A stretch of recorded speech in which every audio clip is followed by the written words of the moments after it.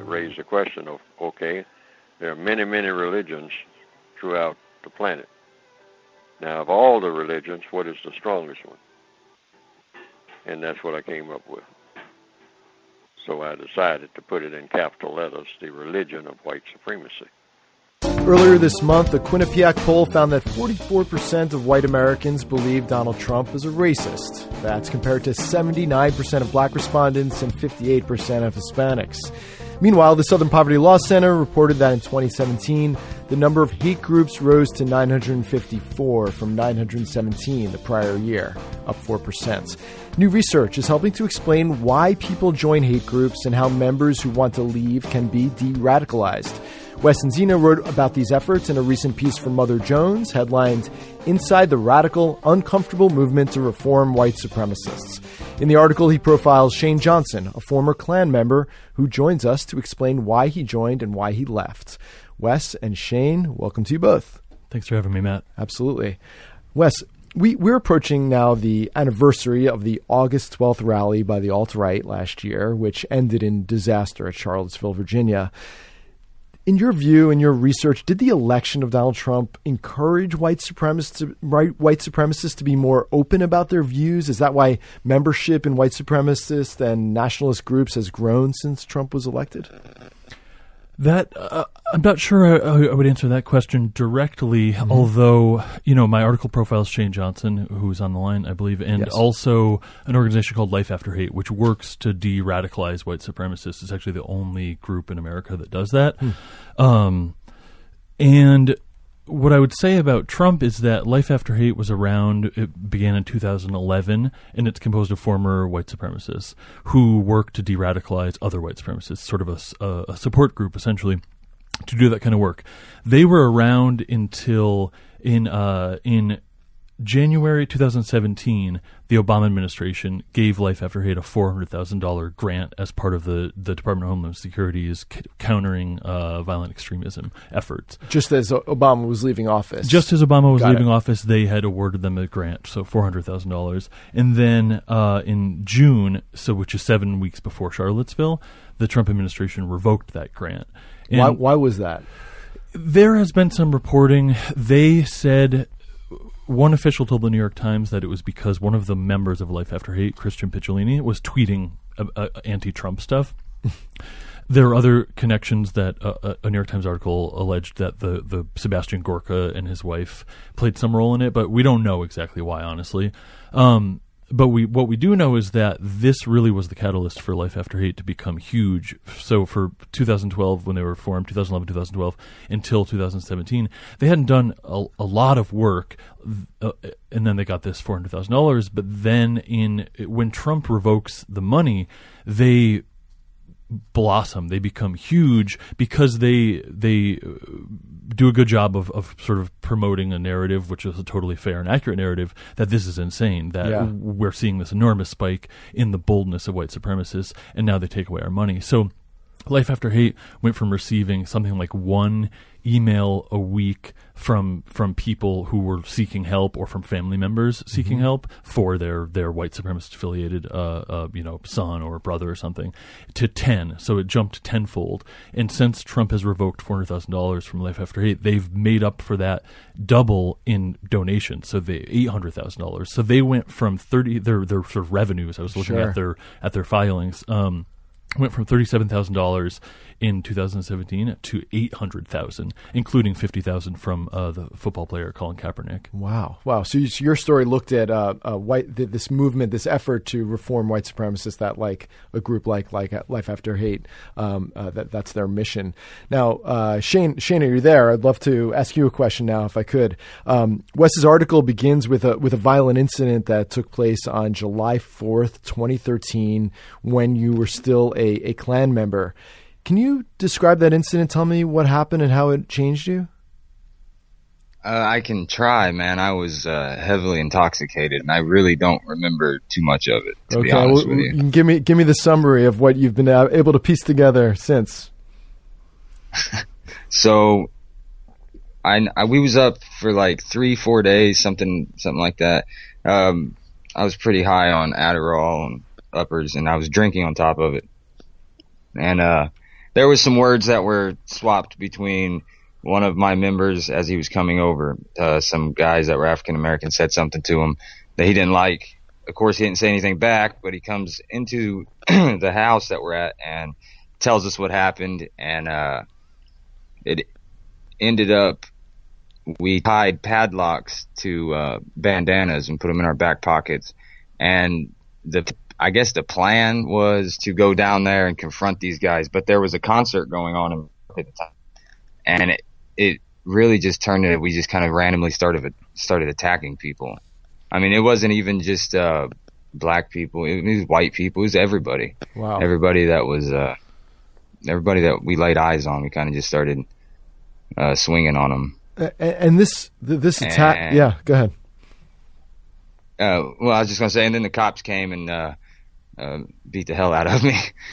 But yeah, and then you were. But yeah, one of the more embarrassing moments of my life. I mean, this attack did not come out of nowhere. You grew up in Kokomo, Indiana, and to a well-known Klan family. Your dad apparently appeared in full robe and hood on the Jerry Springer Show in the 90s. He spent hours a day teaching you about Christian identity. What was it like to be taught from a very young age that being a Christian man meant marching toward racial Armageddon and fighting blacks and Jews in order to escape eternal damnation? What was that childhood like? Well, for me, it was normal. Mm-hmm. You know, I didn't have a reference to any other kind of lifestyle. So, I mean, it was just life. That's how it was. I mean, cross-lightings were common. Even like my family, what I considered my family was Klan members, you know, but it was there was always a sense of like paranoia. Everybody was paranoid all the time. It was paranoid that, you know, the feds were listening, or, you know, or this guy was trying to join because he was an undercover agent. I mean, it was a whole lot of paranoia. And, other than that, it was tons and tons and tons of Bible study. Mm. Hours a day. Bible study through a white supremacist lens, not the Bible that many of us otherwise learn. Right. Yeah, correct. Yeah, Christian identity, man, to sum it up for people that don't know, it kind of just, they use the Bible and twist the Bible to say that the Jews are the literal descendants of Satan, and basically non-whites have no soul, you know? So, and they can never go to heaven. God doesn't recognize them. So it kind of made it easier for me, like with going back to the July 4th thing where we went to the concert and was attacking people. That's something I look back on now. Like I said, it's embarrassing, but it's also like, you know, people hear that and they think, how could you do something like that? You know, but when you believe that the people you're hitting don't have a soul, and you believe that you are ultimately doing something that's, you know, to better your race. Mm-hmm. It sounds so goofy, man, but I mean, at the time it was something that I was proud to be doing, you know. And then what happened? What was the revelation that made you realize you wanted to leave the Klan and leave this sort of lifestyle? It was a combination of a lot of things. It didn't happen overnight. Certainly didn't happen overnight, you know, but there was some things that my now wife had said to me.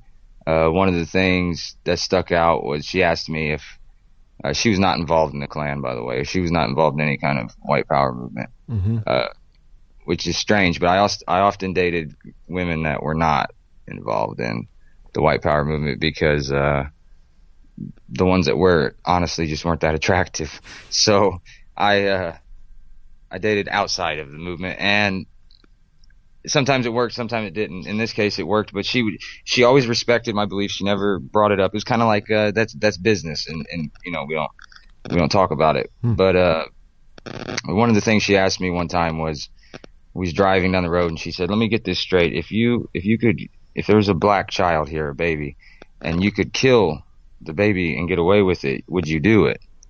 And you know, instantly my response was, of course. You know, obviously I would do it. You know, I'd essentially be stopping hundreds and hundreds and hundreds of other African Americans being born. But even though I said it, and I said it with conviction, like I was, obviously I would do that. In my head, for some reason, I had this thought that was like, man, I probably would not do that, Huh. And that's one of the moments that really sticks out, because that's when I started really, really thinking about, well, if I'm not willing to do that, well, then I'm kind of lying to myself, and it led to who the hell are you, and do you believe these things or do you not believe these things? And I was old enough and smart enough to know, like, I haven't even really investigated the other side. I'm hating people that I don't even know, and I don't really even know what they believe in. Yeah. Like progressives and left leaning people. I never even had dialogue with one, so I don't, I didn't know even what they really believed, and I was going off of what I was told, pretty much.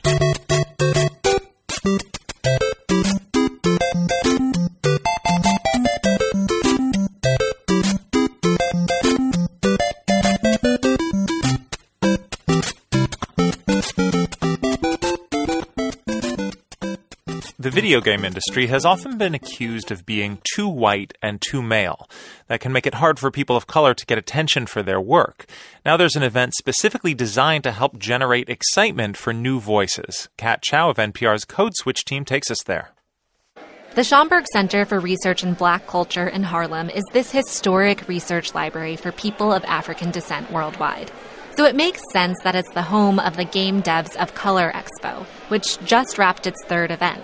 It's like a typical gaming convention, people mashing buttons, staring at TV screens, moving through gorgeous landscapes, but it's more diverse, with Black, Asian, Latino people. That was music from Solid State. That's a 3D visual novel, a video game about fighting the power in a surveillance state. This game, like others at the expo, is different from classics like Super Mario or war games like Call of Duty that have long lived on bestseller lists. One of the games at the expo is called Code Romantic. It teaches you the equivalent of an entry-level computer science course through a sci-fi love story. In another game called Skate and Date, you play a queer roller derby jammer, and your goal is to try to impress your crush with your skills. It's not just an expo for video games exploring themes of social justice. There are real-life card games, too. She couldn't match her under-eye concealer because makeup companies are racist and don't have her shade. A.M. Dark was in college at UCLA when she came up with the idea for this game called Objective. She got the idea because in school, she says she didn't always fit in. There weren't that many Black people. I felt like my body type was out of place, and so I needed a way to deal with that. So the way she dealt with that was to create a card game that asked its players to question their assumptions about who's beautiful, smart, or thoughtful. Here's how the game works. Players hold cards with hand-drawn images of Black and brown women of varying skin tones, hairstyles, and eye colors. One player acts as a judge and pulls a card with an adjective on it, cute, stylish. Each player then puts down a face card that best represents the adjective and makes their case for why. Dark says this is where the game makes you think. So maybe I had a preconceived notion about someone, or I said, oh, this person looks a certain way, and I say that out loud, but then it gives me a moment to pause and kind of laugh at myself instead of laughing at another person. That's what happened to Lafia Watson when she was playing. I got a card, I think it was cute or something like that, and there was one that looked cute, but they were also light-skinned, and I'm am I just picking them just because that's the preconceived notion of what's cute in society? And I had to really think about that for a minute. That sounds kind of heavy, right? But Dark, she says it doesn't have to be. I like to say that it's like taking your bra off at the end of the day. You don't have to put on airs, you don't have to be perfect. Or even serious. You can have fun with important issues. For Dark, her game Objective's mission is like a lot of the other games at this expo. By showing this diverse set of people and showing them in a positive light, I'm not getting people to eat their vegetables. I'm showing them that there's cake, and they didn't know where to look. Objective is currently in development, and Dark plans to crowdfund for it in the fall. Kat Chow, NPR News, New York.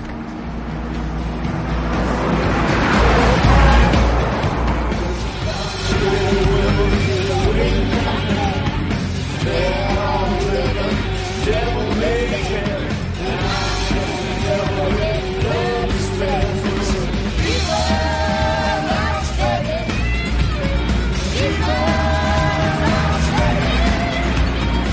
The company that owns Mandalay Bay in Las Vegas has named victims of last year's massacre as defendants in a lawsuit. MGM Resorts International is not seeking money from those victims. Instead, this lawsuit asks a court to declare that the company is not liable for the shooting. The gunman stayed at Mandalay Bay and shot hundreds of people from a window of the resort. They were attending a music festival down below. Catherine Lombardo is a lawyer representing some of the shooting victims, and she joins us now. Welcome. Thank you. What's your reaction to the suit? We are surprised and shocked. It's deplorable that MGM is filing lawsuits against our clients and the 22,000 innocent victims who were there at the concert on October 1st. You say 22,000 victims. I just want to be clear. There were some 800 people injured, 58 killed. 22,000 is a much larger number of people who might have been emotionally affected by this. That's right. They've all suffered trauma. It's emotional trauma. And let me tell you, Ari, they have suffered such deep trauma, the likes of which we had never seen before. I understand how profound the physical and emotional pain of this shooting was, but the central question of the lawsuit seems to be, should the company that owns Mandalay Bay be held accountable? And MGM only filed this after victims, including some of your clients, sued the company. Why hold the hotel responsible for what a guest did in one of its rooms? MGM, who owns Mandalay Bay, is absolutely responsible, absolutely liable, and negligent. MGM let the shooter come into their hotel. They had the valet guys unload his luggage. That luggage was filled with an arsenal of high-powered assault weapons and thousands of rounds of ammunition and power tools. He brought in over 20 huge, heavy bags over a 3 or 4 day period. Are you saying the hotel should have x-rayed every guest's bags, or that his particular bags should have been searched? Yes and yes.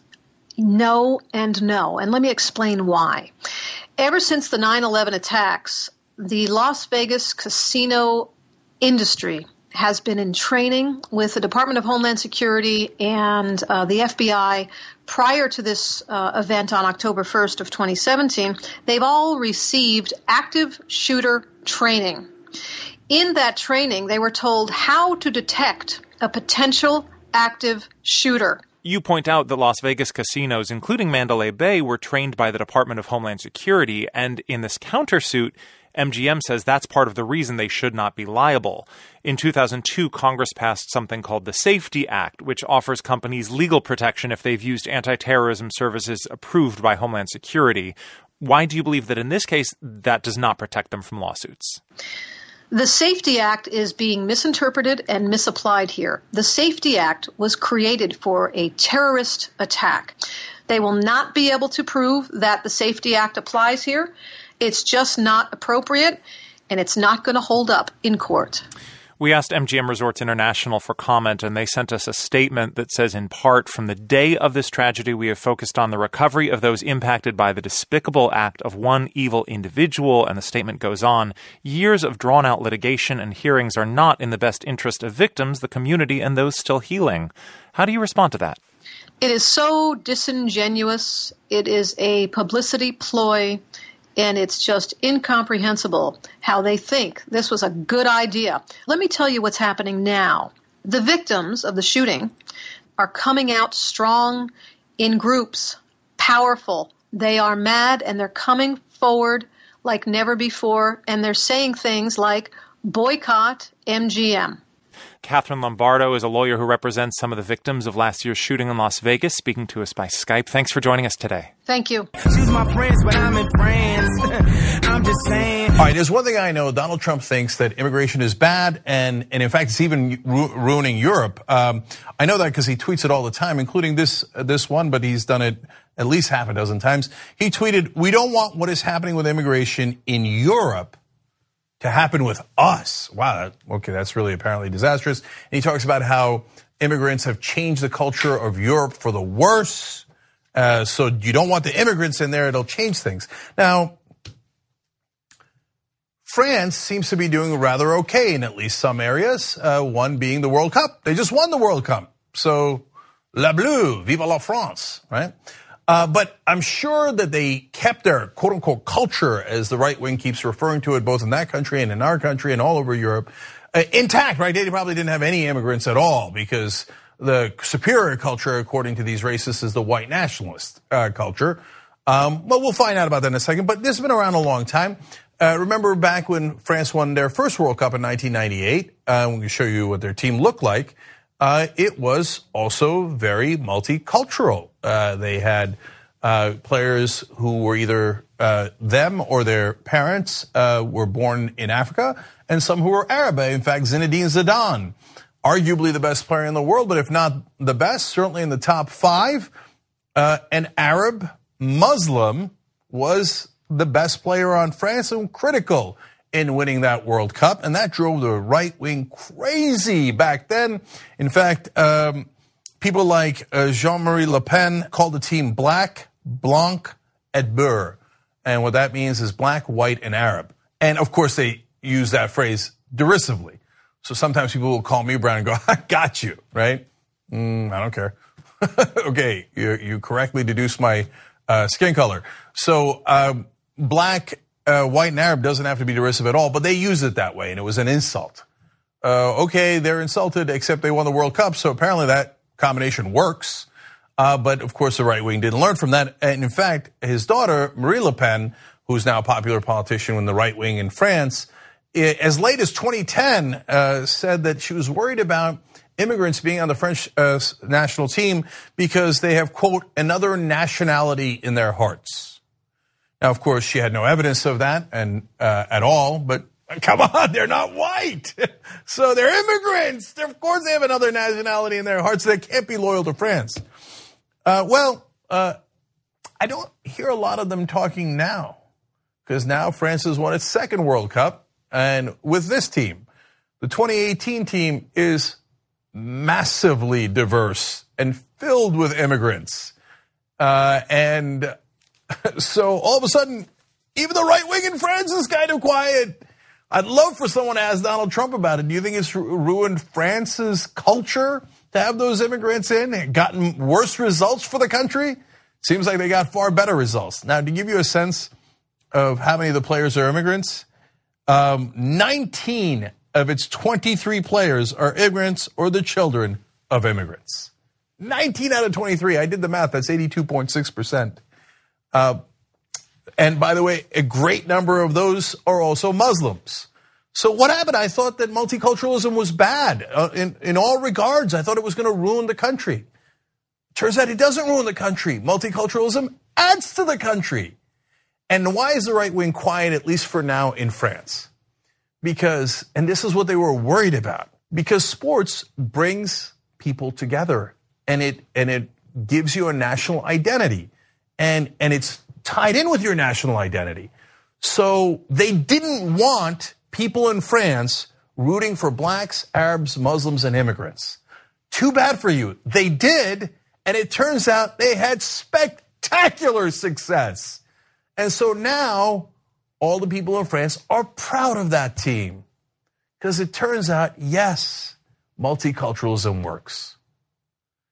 I guarantee you that if you look in the comment section below, you'll see people making racist comments about how some people are good at just athletics. And then you'll say, well, hey, have they not made a contribution in culture in other ways, whether it's cuisine or arts? Well, they're good at that too, but that's just dancing and music and eating and sports. And then, well, how about all the professors and all the other people in the other realms? Yeah, but those are just like small cases, but the this and the but that. And then, do you think France would have been world champions without immigrants? Inconceivable. And it didn't make France weaker, it made France stronger. Vive la France. Why haven't you learned anything? This is St. Louis Public Radio. When children of color pick up a book, often they don't see themselves in the stories they read. But as St. Louis Public Radio's Marissa Ann Lewis Thompson reports, one African-American-owned children's bookstore is tapping into an unmet need. At sunset, the city is softly aglow, It's story time at the I See Me African American Children's Bookstore in University City. Today's book is City Shapes. It's about a little black girl exploring her neighborhood. But that's what makes the store unique. Kids of color can see themselves in anything they read. Co-owners Jeffrey Blair and his wife Pamela say the idea for the store came when they were homeschooling their own kids. It was really difficult to find materials that had positive black images. And so they created their own learning materials. Jeffrey says when their kids started seeing themselves in the books they read, it made a difference. That foundation we saw actually translated to giving them a real positive self-esteem, a clarity about a lot of even current events that are taking place, and a real excitement about learning. The Blairs wanted other children of color to have the same experience, so they opened the I See Me bookstore in 2015. It's a place where kids can imagine themselves as a doctor, a superhero, or even a princess. Pamela says she's seen the faces of little black girls light up when they see characters with natural hair or kids who can identify with characters from the Black Panther series. Because it makes them feel good, not just because it's a superhero, because for the first time, there's someone that is doing like magical things, and I can relate to him, and he looks like me. That's something that Kiera Cross wants for her 1-year-old daughter, Skylar. As a teacher herself, Cross says I See Me is a game changer. I remember growing up, I didn't have a store like this where I got to see myself, and I want her to see herself all the time. The Blairs say at I See Me, these kids will see themselves at the center of their own narrative every time they crack open a book. I'm Marissa Ann Lewis-Thompson, St. Louis Public Radio. The public school. We call it the killing fields.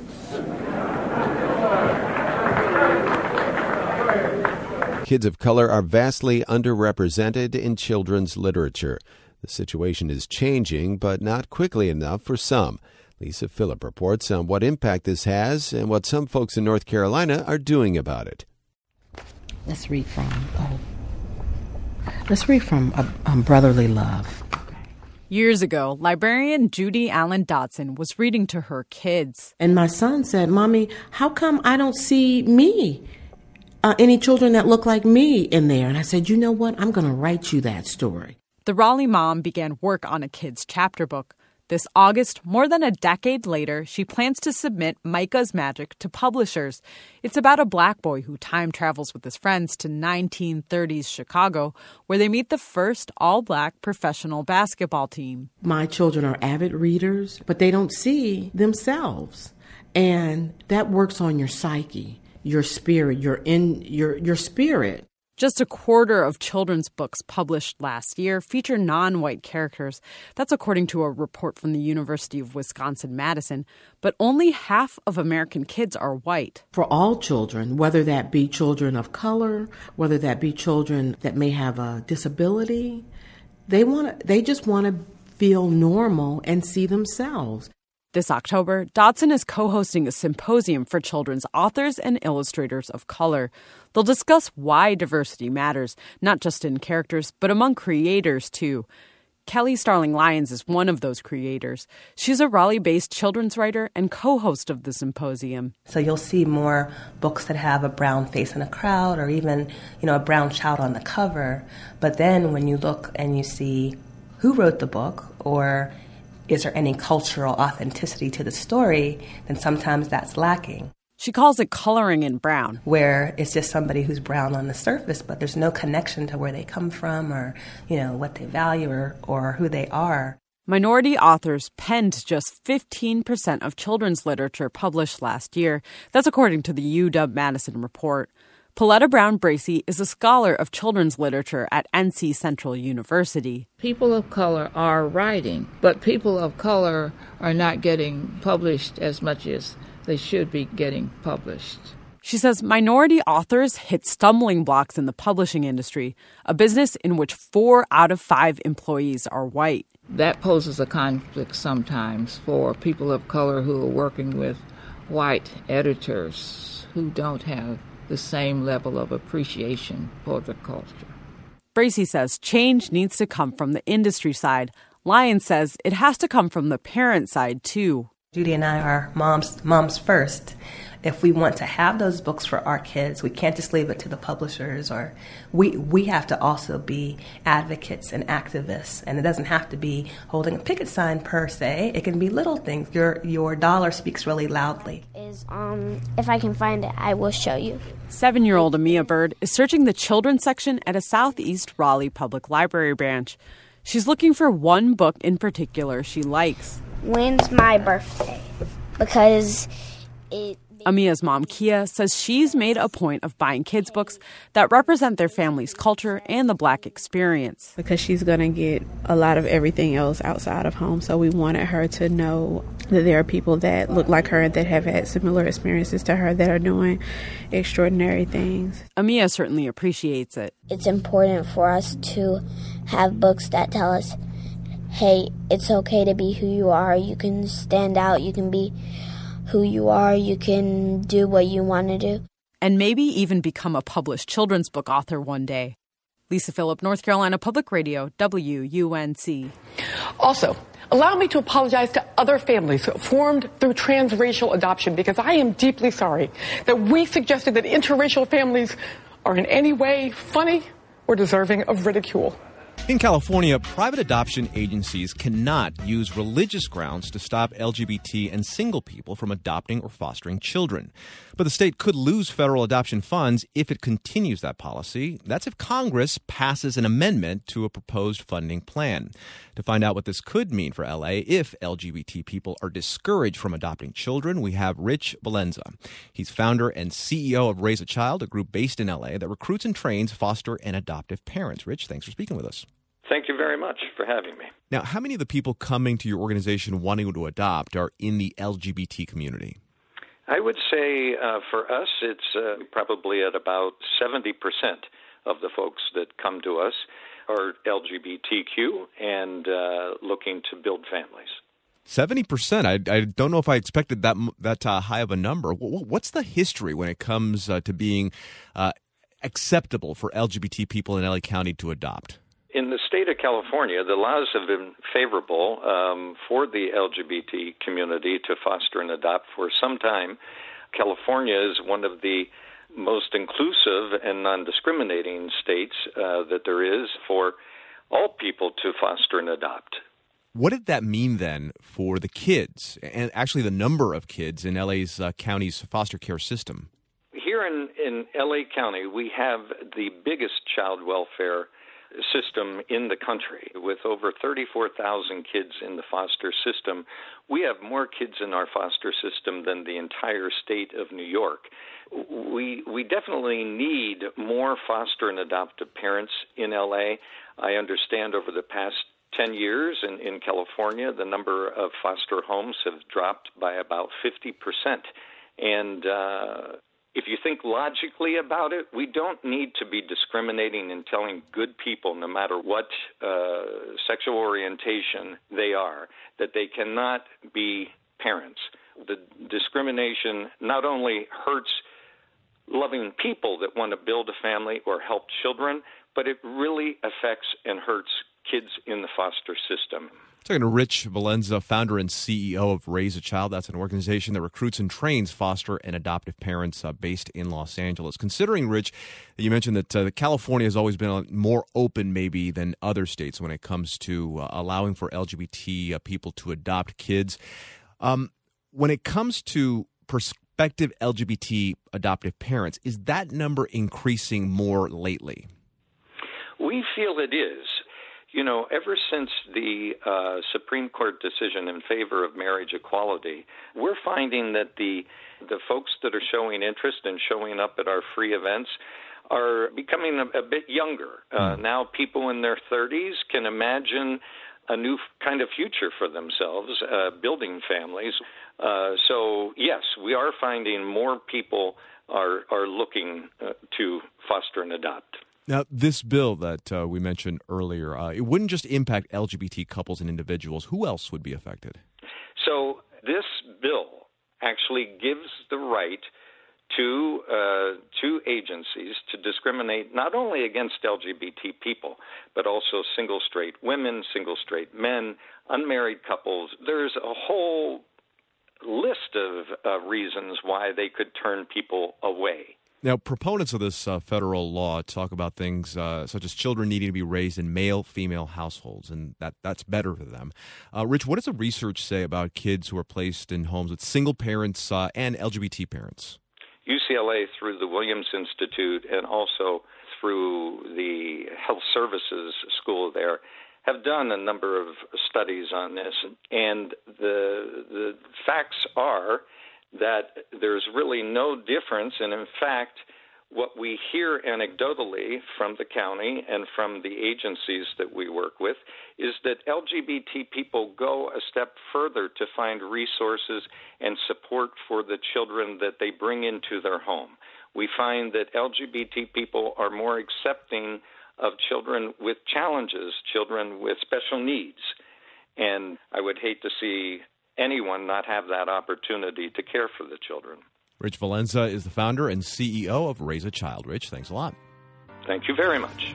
The Trump effect and how it spreads.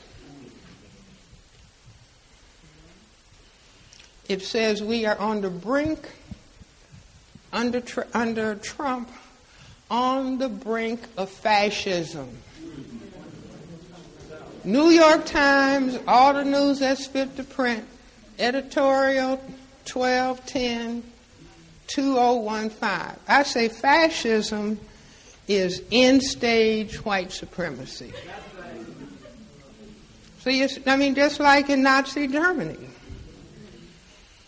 Fascism, system of racism, white supremacy, determined to survive.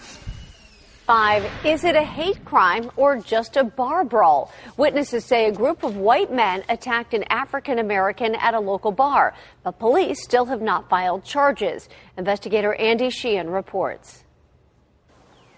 It's a quiet neighborhood bar off the beaten track in Avalon, but an incident here a week ago is being investigated as a hate crime when a group of skinheads targeted an African American patron with racial slurs and then assaulted him. It's sad that it happens anywhere, but I'm really sad that it happened in Avalon. According to bar manager Jackie Scanlon, the assault was unprovoked. Patron Paul Morris walked into this back room when he was called a racial epithet by a group of men playing pool. They were later identified as members of Keystone United, a racist neo-Nazi group formerly known as the Keystone State Skinheads. Scanlon says when the bartender asked the group to leave, they attacked Morris. 8 of them jumped Paul. He was hit in the face. He bent down to pick up his glasses. He was hit again. Morris is in California, but I spoke with him on the phone. He says one member called him the N-word and saying his group would eradicate blacks one by one. Then they attacked. They attacked me because they had hate in their hearts. I didn't do anything to these people. If we're able to prove that there is a skinhead movement against an African-American male, that's a huge problem. Avalon police detained some members of the group but did not charge. The chief says he believes they will be charged, but that the incident is still under investigation. Right now, there's no charges filed. All right, we're working with the DA's office to file the appropriate charges because of the racial overtones. This is a hate crime. There's no doubt about it. Morris's lawyer, Fred Rabner, questions why no arrests have been made, saying they should be charged not only with assault, but with ethnic intimidation. I would hope they're going to get it right. I think that they should know that we're not going to go away. So if they don't get it right, they'll deal with us. And folks here hope that the members of this group will not only be charged, but charged with a hate crime and prosecuted to the fullest extent of the law. In Avalon, Andy Sheehan, KDKA TV News. Is that a real gun? Yes, this is a real gun. Do you kill people? No, if some guy's hurting someone, I try to shoot him in the leg or something, just to stop him. Mama says police misshoot black people. Is it true? Yeah, is it true? Is that true? Yeah, is it true? Is that true? Is it true? Justice for Demeek. People came out today to protest at the Troy Police Department. Kumi Tucker joins us now with more. Kumi. Jim and Elaine, a small but vocal group expressed their outrage about the grand jury decision that found the officer-involved shooting of Demeek McDonald legally justified. Now, that decision was announced 2 days days ago. And today, a group of protesters say they are seeking justice as well as an effective community review board and accountability. At the protest today was Messiah Cooper, Demeek's uncle. Also there was the mother of Edson Thevenin, who was killed in a police-involved shooting in 2016. McDonald was shot by an officer in August of last year. The officer testified that he feared for his and his partner's lives when McDonald drove a car at them. They went to 8th and Rensselaer in Troy, acting on a tip about McDonald's whereabouts and the car he was in. McDonald had been wanted by parole for months after officials say he cut off his ankle monitor. The officer fired 4 shots, 2 hit McDonald, who survived. This protest was much smaller than the ones in the streets and at City Hall shortly after the shooting. Today, police had cordoned off the street. Officers were stationed all around the protest area. At one point on this hot day, officers walked among the group, offering and handing out water bottles. Cooper says the mayor and police are complicit in what he calls the attempted murder of his nephew, and that this protest is about more than Demeek. It's justice for every person of color that's been robbed of their life by, I say, America, and sent to what I call our concentration camps. It's the prisons that stretch across America that's filled with my people.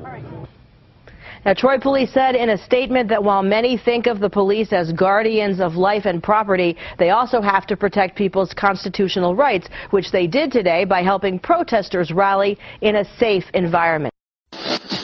This the city of Chicago. These killer cops have got to go. Hey, hey.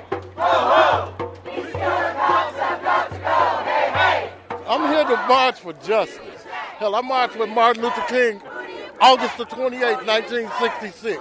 I was 10 years old. I'm here to try to keep my great-nephews and grandkids alive. Because right now, the way it's going right here in South Shore, they're dying in leaps and bounds. It's been 3 days since the police shooting of Harith Augustus, a barber on Chicago's South Side. And there have been protests and clashes with police every night since.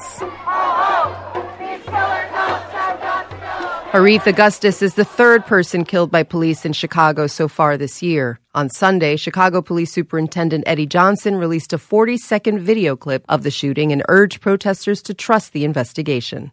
I know everybody is emotionally heightened. I get that. But at the same time, we have a process in place, and if we have to hold individuals accountable, we will. Don't judge things on your emotion. Let the facts guide your decision on what you think. Despite the superintendent's press conference, hundreds of Chicago residents turned out on Monday to protest on the block where Augustus was killed. Here's Roberta Wood, who's lived in Chicago's South Shore neighborhood for 40 years, speaking with WBEZ at the protest. Well, I think that the police have to be accountable. I think that they have to be trained not to shoot first and ask questions later. They have to be trained not to accost people because they're black or brown. You know, I hold the leadership of the city is responsible. It's their department. They got to do something about it. This is The Takeaway. I'm Tanzina Vega, and we begin today in the city of Chicago, where Patrick Smith has been following the shooting and its aftermath. He covers criminal justice for member station WBEZ Chicago. Patrick, thanks so much for joining us. Thanks for having me. So let's talk about some of the facts of the case for some of our listeners who may not be familiar. What do we know so far about Harith Augustus, and what can you tell us about the moments that led up to his death? Well, we know that he was a 37-year-old barber who lived in the South Shore neighborhood just a few blocks from where he was killed. He was, by reports, well-liked in the community, well-known. As a barber, he cut a lot of people's hair who lived in South Shore. And he was out on a main thoroughfare on Saturday evening when police stopped him. The reason they gave for stopping him was language I've actually never heard them use before. They said that he demonstrated the characteristics of having a weapon. So they stopped him for that.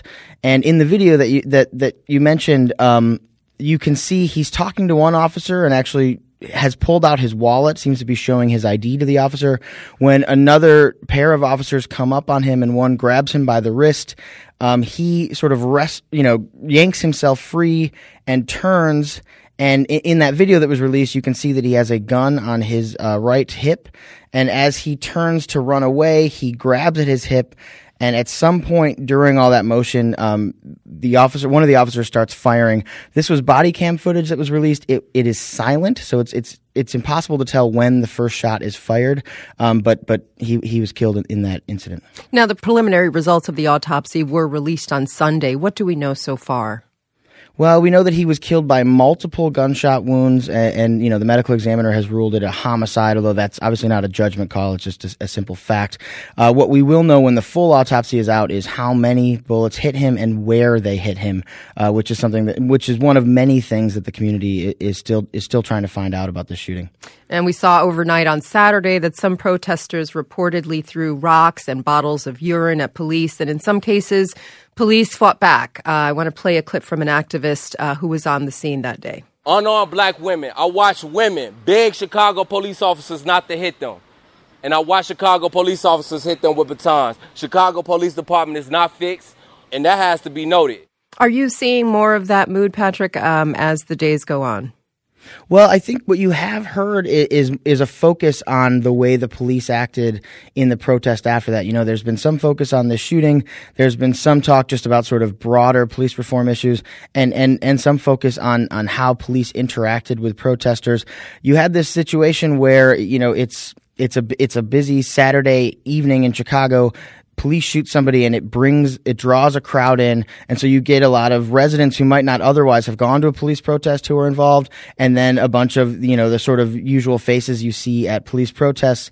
One thing that might have, sort of made this more of a clash than you see at other protests is the fact that, they were centered around an active crime scene and crime scene that the police needed to preserve, which is why you didn't have the option of the police sort of letting the protesters go wherever they wanted to. That I'm not saying that justifies whatever the police may or may not have done in that instance, but that created a different dynamic than you get at other protests where there was a very specific area that police were sort of centered at, and they didn't really have the option of leaving or trying to appease the crowd. And we know, of course, that the Laquan McDonald killing 4 years ago. After that, the U.S. Department of Justice released a pretty intense report criticizing the Chicago police for the force that was used on Black and Latino residents of the city. Is the release of the body cam footage in this case and potentially other moves that the police department might make, the call for calm, are those in reaction to changes in the Chicago PD as a result of the Laquan McDonald case? Well, not really. The release of this video did not follow the protocol that was set up as part of those reform efforts. They released just this 40-second clip of silent body camera footage that shows the gun to try to sort of keep the peace, but it didn't follow the typical pattern that we get here. Usually it's about 2 months before they release any video or audio. And one thing that protesters and lots of people have been saying is how can you release just this one out of context clip and not release anything else? We're still waiting on all the rest of the information. Patrick Smith covers criminal justice for WBEZ in Chicago. Patrick, thanks so much for being with us today. Thank you.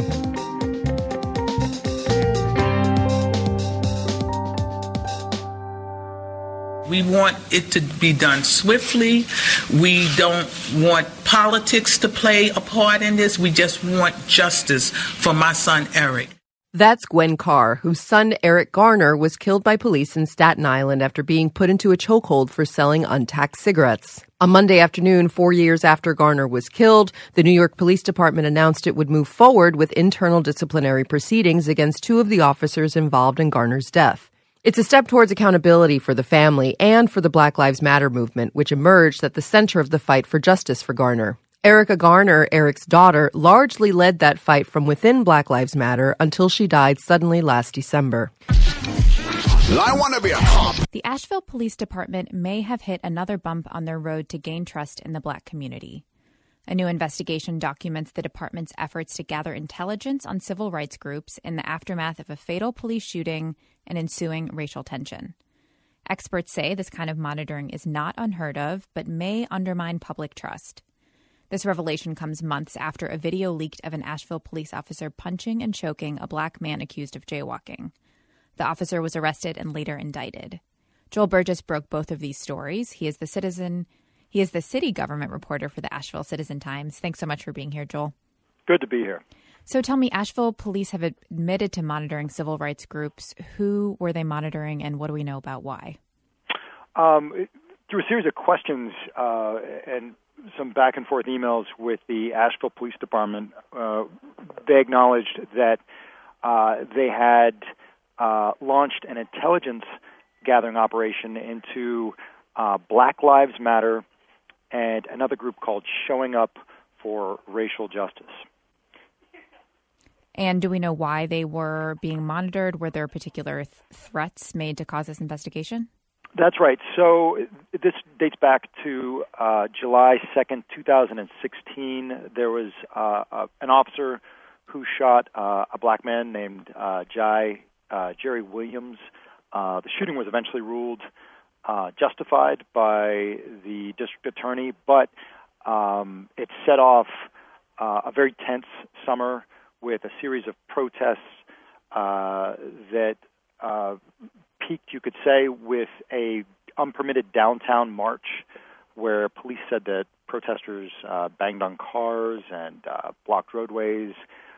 Demonstrators eventually hung a banner on the side of the police department that said Black Lives Matter, and actually went inside and there was a sit-in, an overnight sit-in, and 8 people were arrested. Sometime after that shooting,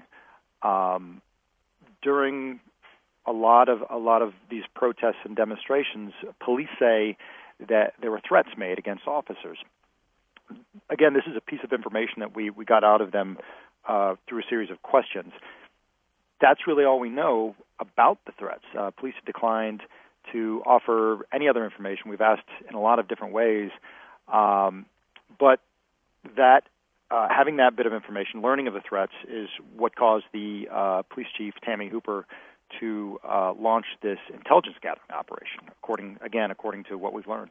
So I know there's an important clarification to be made here between intelligence gathering and criminal investigation. There's a distinction there. Can you clarify that and how it fits into what's happening in Asheville?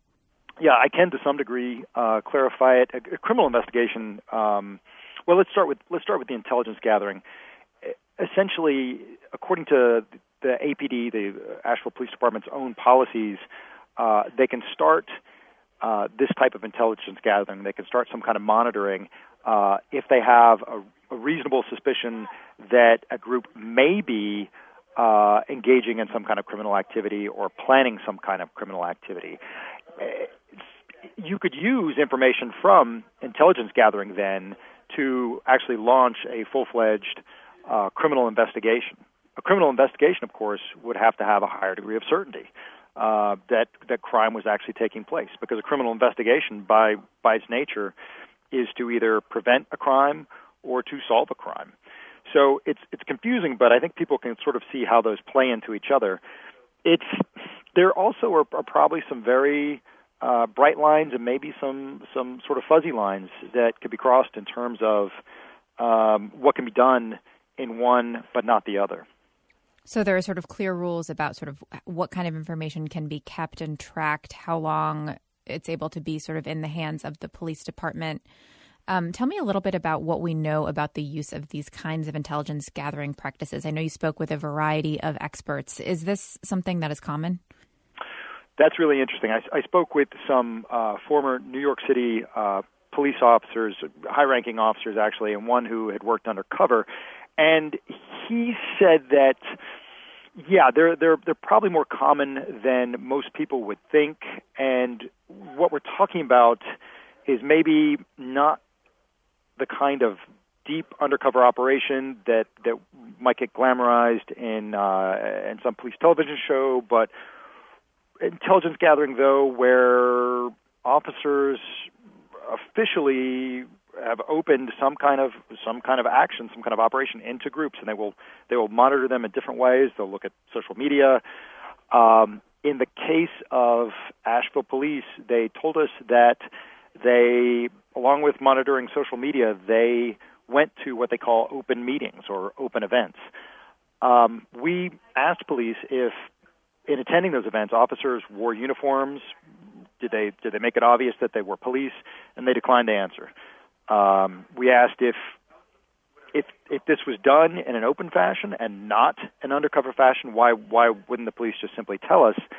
And they declined to answer. And it's hard not to read between those lines and believe that this may have been done in an undercover fashion. And you ask about legal experts and other experts, and yes, they say that it probably happens more often than we know. It gets sticky and touchy, though, when you involve groups whose stated goal is peaceful social change, particularly in terms of civil rights groups. And some of that is because of the history that the government has of monitoring, infiltrating, and I think you could arguably use the word spying on civil rights groups in the 60s and 70s. So, right, this is obviously some activists are saying, this harkens back to a time when civil rights groups were watched closely by the FBI and the police. What are activists in Asheville saying about being monitored? What have you heard? I think they were surprised. They were surprised to hear that the monitoring happened in the way in which we believe it happened. They said that both representatives for Showing Up for Racial Justice and Black Lives Matter said that they knew of no threats that had been issued by anyone in their groups. They said they have no intent or desire to harm police. They also said, and it's worth noting, that they never saw uniformed police or anyone who identified themselves as police officers at their meetings. And this, again, is leading us to look toward the potential for an undercover investigation into these groups. So I know you haven't had the opportunity to have a sit-down conversation with the chief about this, but do we know if a criminal investigation has been launched or how the data that has been collected is being used at this point? So very good questions. And again, yes, we actually requested an interview with Police Chief Tammy Hooper, and she said that they would only answer, city officials would only answer via written emails. And a lot of those emails came from the spokeswoman for the department, Christina Hollingsey. And Hollingsey, in declining to answer a lot of our questions, including the very good ones that you just asked about what happened with this investigation, did it end, where's the information, cited state public records law that tells us that a lot of things are public records, but some things that are exempted are records of criminal investigations and records of intelligence gathering. Criminal intelligence gathering is actually, I think, the phrase that is used in the statute. Now, talking to the North Carolina Press Association, they say, the attorneys for the North Carolina Press Association say that nondisclosure isn't mandatory. In other words, police don't have to give this information, but they can if they want to. And they've declined to so far. They've declined to tell us, to confirm that the intelligence gathering has actually ended. In talking about it, they said that it happened in July and August. It sounds like they mean that it ended in August, but it's hard to know exactly. We don't know if it turned into a full-fledged criminal investigation. So let's talk a little bit about Chief Tammy Hooper with the time that we have left. I know she recently fired the second police captain in a few months. Can you tell us a little bit about what is going on internally in the department and the chief's role? It gives the sense that there's some turmoil, at least in the upper ranks. There was, as you said, just in the past few days, she's fired a captain named Mark Bird, who was there about 20 years. Prior to that, in May, she fired a captain who was in charge of criminal investigations, arguably the most important division in any police department, and his name was Stoney Gauntz. In both cases, there was accusations that they had not been truthful about certain things. One very interesting tie to both firings was ways in which she said these captains either interfered or were not truthful about a police beating that happened, and you referenced it in our opening segment, toward the end of August. And this, as many people may have heard, it was an officer named Christopher Hickman who, along with another officer, stopped a black unarmed pedestrian named Johnny Rush. The stop escalated, and the pedestrian ended up being beaten, shocked, and choked, according to police body cam video, which we had. And she has linked both of these captains to the way in which either the investigation was done or sort of statements made in the wake of it. And I think she is saying with Bird that he has been attempting to undermine her as the chief in statements that he's made about her handling of the case. Well, thanks so much for your reporting. We will continue to follow your work. Joel Burgess is the city government reporter for the Asheville Citizen-Times. Thanks so much for the update. So good to be here. Talking about how Mandela, how they love Mandela. Former President Barack Obama is delivering a speech as we speak in South Africa to mark the centennial of the birth of Nelson Mandela. It is one of Obama's most high-profile appearances since leaving the White House 18 months ago. He warned that what he called the politics of fear are on the move. With each day's news cycles bringing more head-spinning and disturbing headlines, I thought maybe it would be useful to step back for a moment and try to get some perspective. Let's get some perspective on this speech from NPR's Scott Horsley, who has been listening in. Hi there, Scott. Good to be with you, David.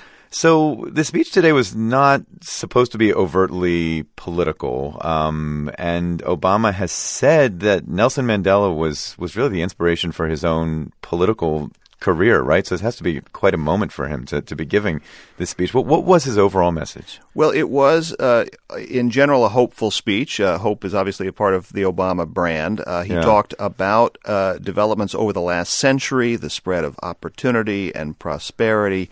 And he talked about how that was sort of symbolized in that moment almost 3 decades ago when Mandela was released from prison just a couple of months after the Berlin Wall came down. You remember that feeling?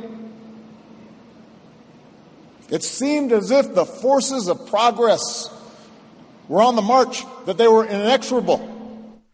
Wow. So this really was a celebration of Mandela's legacy on the eve of what would have been his 100th birthday. But it sounds, though, like Obama also wanted to use this to sort of give a cautionary message, right? Absolutely. He said those progressive forces were not inexorable, and that even as prosperity and democracy spread, inequality and insecurity came with it. And as a result, he said, around the turn of the century, there were a lot of people who missed what would turn out to be a powerful political backlash.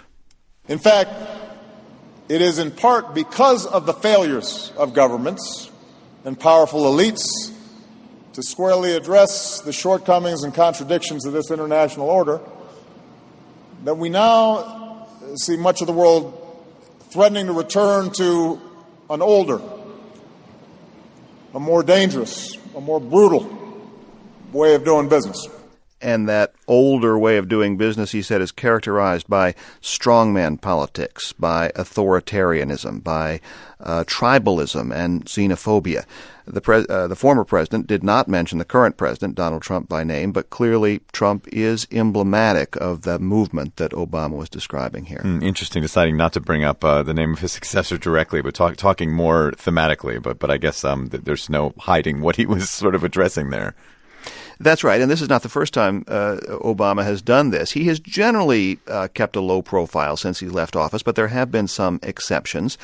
For example, just a little over a year ago, Obama engaged in a conversation near the Brandenburg Gate in Germany with Chancellor Merkel, where he hit on many of these same themes. This has been a long-standing concern for Obama. We heard it in his own exit speech. We heard it in his final address to the United Nations. His story is that the progressives have a story to tell, but they can't take their progress for granted, and they need to make that case. And we expect we'll be hearing more from Obama making that case this fall as we get closer to the midterm elections. The midterm elections that are very important to his party. All right, NPR's Scott Horsley. Scott, we appreciate it. Good to be with you, David. Damn you, Obama. 100 years ago today, the man who went on to become the first leader of a democratic South Africa was born in a small village in the Eastern Cape. The centenary of Nelson Mandela's birth is being marked by a series of events involving world leaders this week in South Africa, including a keynote speech from the former U.S. President Barack Obama. The BBC spoke to Graça Machel, Nelson Mandela's widow, and a founding member of the Elders, the human rights organisation set up by her former husband. She talked about today's celebrations and the impact he's had on millions of people worldwide. Nelson Mandela is not an individual. Nelson Mandela is much bigger than that. It's simply the values, the principles which he represents, which millions of people feel identified with. So the celebration for me are sort of mixed feelings. To feel so happy. Yes, physically he has departed, but he remains in those millions. But for me personally, is the more I see him in these TV programs, it is something which is a reminder that he is no longer here, and of course it's painful. Grâce Michel. But some South Africans are angry about enduring inequality and feel that Mandela made too many compromises in his negotiations with the apartheid-era government. Andrew Harding reports from Johannesburg. It's the 100th anniversary of his legacy, and we want to go bigger and better than last year. It's that time of year again in South Africa, and on the face of it, Nelson Mandela has lost none of his power to inspire. This year, we want to double it. There's the usual frenzy of Mandela-themed charity drives and foreign dignitaries invited to join in. Thank you so much. This is Barack Obama getting a huge welcome yesterday here in Johannesburg, where he spoke of the enduring power of Mandela's legacy. I believe in Nelson Mandela's vision. I believe in a vision of equality and justice and freedom and multiracial democracy. But, and it's an awkward but, 5 years after Mandela's death, some here in South Africa are starting to question the great man's achievements. On a cold morning, the rapper Cheesy Beezy is filming a music video on, naturally, Nelson Mandela Bridge. But the generation that never knew President Mandela is wondering whether South Africa's enduring inequalities are partly his fault. He should have done, free our people more and not sell us out. Large numbers of black people, they should be owning companies.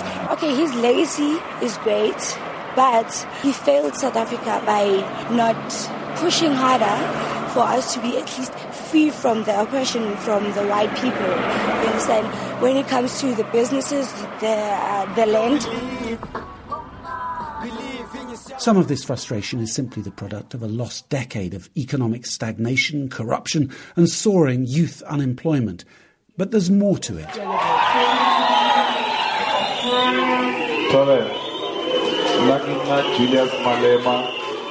Public hearings to discuss land reform and specifically proposals to confiscate white-owned land. We don't depend on them, on white minority. We're sick and tired. Let's move swiftly to take our land back. We'll regain our dignity. Land is ours. These people do not own the land. Why do I have to explain myself after so much suffering that they have caused us? EFF, thank you. This anger is being exploited by populist politicians, but that doesn't make it any less genuine. Most people here recognise that Nelson Mandela and his team made necessary compromises in the early 1990s, ending racial apartheid peacefully, but allowing whites to keep their economic power.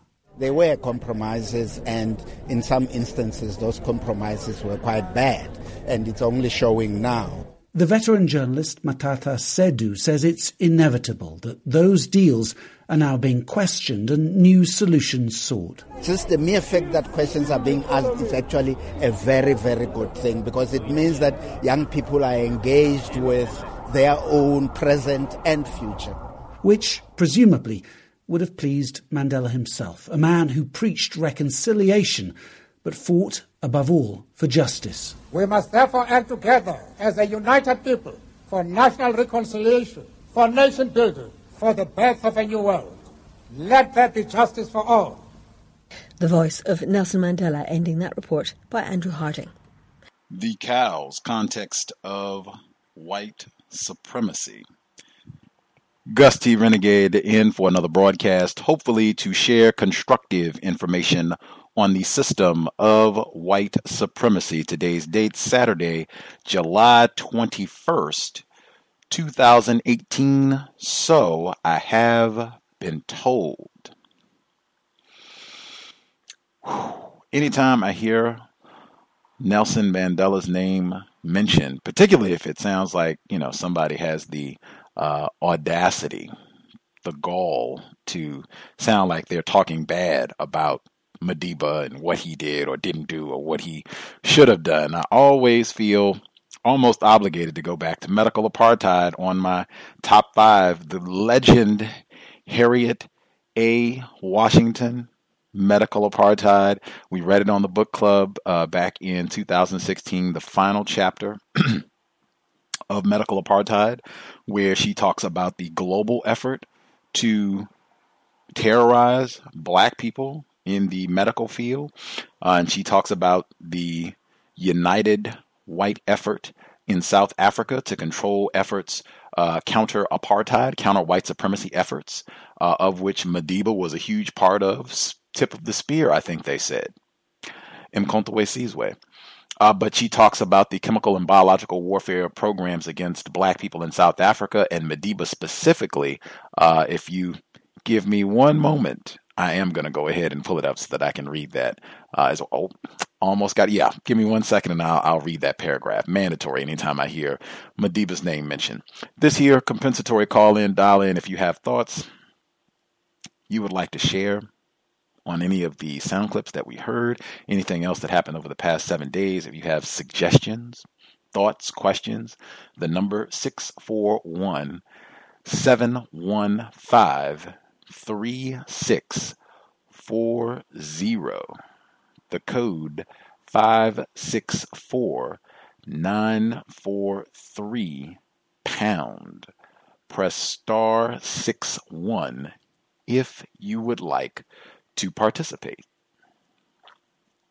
Number again, 641-715-3640.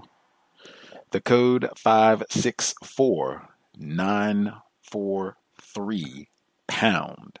Press star 61 if you would like to participate. Many things to get to before we get to the listeners. I will try to be efficient. First and foremost, the iTunes feed is up to date. No thanks to racist man, racist woman, because it's still not working correctly. Like, I will attempt to upload a file and it won't work, and I'll have to go back and do it 3 or 4 times, and then it'll finally work. But after doing that repeatedly for each of the different segments, the iTunes feed is current. Every broadcast, including the book club from yesterday, Ralph Ellison, our 12th session, is in the iTunes feed. The program should be there. If you have any difficulties, let me know. I can now focus slowly on getting the older content that is not working, getting those archives fixed as well. But all of the current content should be available at iTunes, Black Talk Radio Network, SoundCloud, YouTube, courtesy of Mr. Fox. Lots of options for accessing the cows. Let me know if you have problems or issues. Next, we are listener-supported, counter-racist radio. Invest. If you think the program is constructive, you can visit my blog, racism-notes.blogspot.com. racism-notes.blogspot.com. Huge thanks to all of the listeners who have kept the Context of White Supremacy on for a decade in the face of extraordinary obstacles, interference to our iTunes feed. We've had literally had the program thrown off the air while we were broadcasting live. Extraordinary obstacles in the time that we have attempted to broadcast. Much obliged for all of the listeners, victims who have supported and allowed us to continue this effort. I hope the cows has been, continues to be worthy of your time and energy. You can also support by nabbing items from the wish list. I know the Amazon Binge Day was earlier this week, but you can feel free, if you do any continued Amazon shopping, to nab an item for Gus T. My wish list is also linked on my blog. It is listed at Amazon under Gus T Renegade. I will post it on the social media sites as the broadcast continues. Again, huge amount of gratitude to all the listeners who have invested and nabbed items for Gus T over the decade that we've been broadcasting. I hope the content has been helpful, giving out accurate information about white supremacy racism, what it means to be classified as white. Got my mandatory quote, the great Harith A. Washington, in my top 5, along with Invisible Man, Medical Apartheid. Chapter 14, second to last chapter in the book, she's talking about the globally coordinated effort upon whites to control blacks everywhere, but particularly in South Africa in this instance. And I want to pause for a second. When you don't understand racism, there's a reason Mr. Fuller in his books, ProduceJustice.com, there's a reason Mr. Fuller has very first thing in the book, if you don't understand racism, white supremacy, what it is, how it works, everything else that you do understand will only confuse you. There's a reason that he says that so frequently, has it at the front of his books. When you hear someone talking, when I hear someone talking, man, that no good Madiba, Coon, sellout, Uncle Tom, I can't believe he made those deals, made all these concessions with whites, helped them out, all this nonsense. Really? You really think in a global system of racism, white supremacy, you think Madiba could have walked into that meeting, 27 years in greater confinement, you think he could have walked into that meeting? Look here, Cracker. This is what it's going to be. PW, both and the rest of you all. This is what it's going to be. Get the pen out. Get the demands down. That's the way he was supposed to go into the meeting. Let me get to my paragraph. Medical Apartheid, the great Harith Washington. She said, no black South African leader was safe from Bassan. This is one of the white terrorists in their global operations to get this chemical biological warfare program. According to testimony from former chemical biological weapons program scientists at Bassan's trial, Nelson Mandela was still in prison when Bassan's cadre of scientists plotted to poison him slowly with heavy metal thallium to render him mentally incapable of managing the nation's anti-apartheid resistance. Chillingly, the well-connected Bassan once cooked dinner for an unsuspecting Mandela at a mutual acquaintance's dinner party, and she has the footnote for that sentence. The great Harith A. Washington. That's what I mean about understanding global system of racism, white supremacy, and that is further evidence of why that book is in my top 5 all time. It is in the Archives book club. But having an understanding of, really what we talk about, why Dr. Kanban says, racist, you should think scientists, not, almost use the metaphor, not the foolishness, the tomfoolery that was at the very beginning of the broadcast, dangerous, but tomfoolery at the same time. You have the suspected racist talking about how he was in this brutish, white terrorist organization. He's reformed, all cleaned up now. Went out, that's what they did for Independence Day. We're going to go out and beat up some niggers. No good reason. Just looking for someone to beat up on, find some dark people with no soul to beat up on. Racial focal pointing. Our caller in Florida coined the term, thankfully, so we have a label for it. But in that segment, to make it seem like the only people that we can identify as white supremacists, this guy, and he's not even a racist anymore. All it took was watching a little bit of the Young Turks, no less, and exchanging a few messages online with a quote-unquote progressive, having a few conversations with some dark people, and I'm all good now. The thing you did not hear, that interview went on for about 20 minutes. As it continued, they talked about the so-called scientific evidence behind this, and they said what they call residuals. That was the term that they used, that individuals like this white reformed racist, as they say, that he'll have residuals. So he might have an impulse like, oh, nigger, might happen, might have an intrusive racist thought. Residuals, that's what they call them. Like, are you serious? Woo! And they were deadly serious.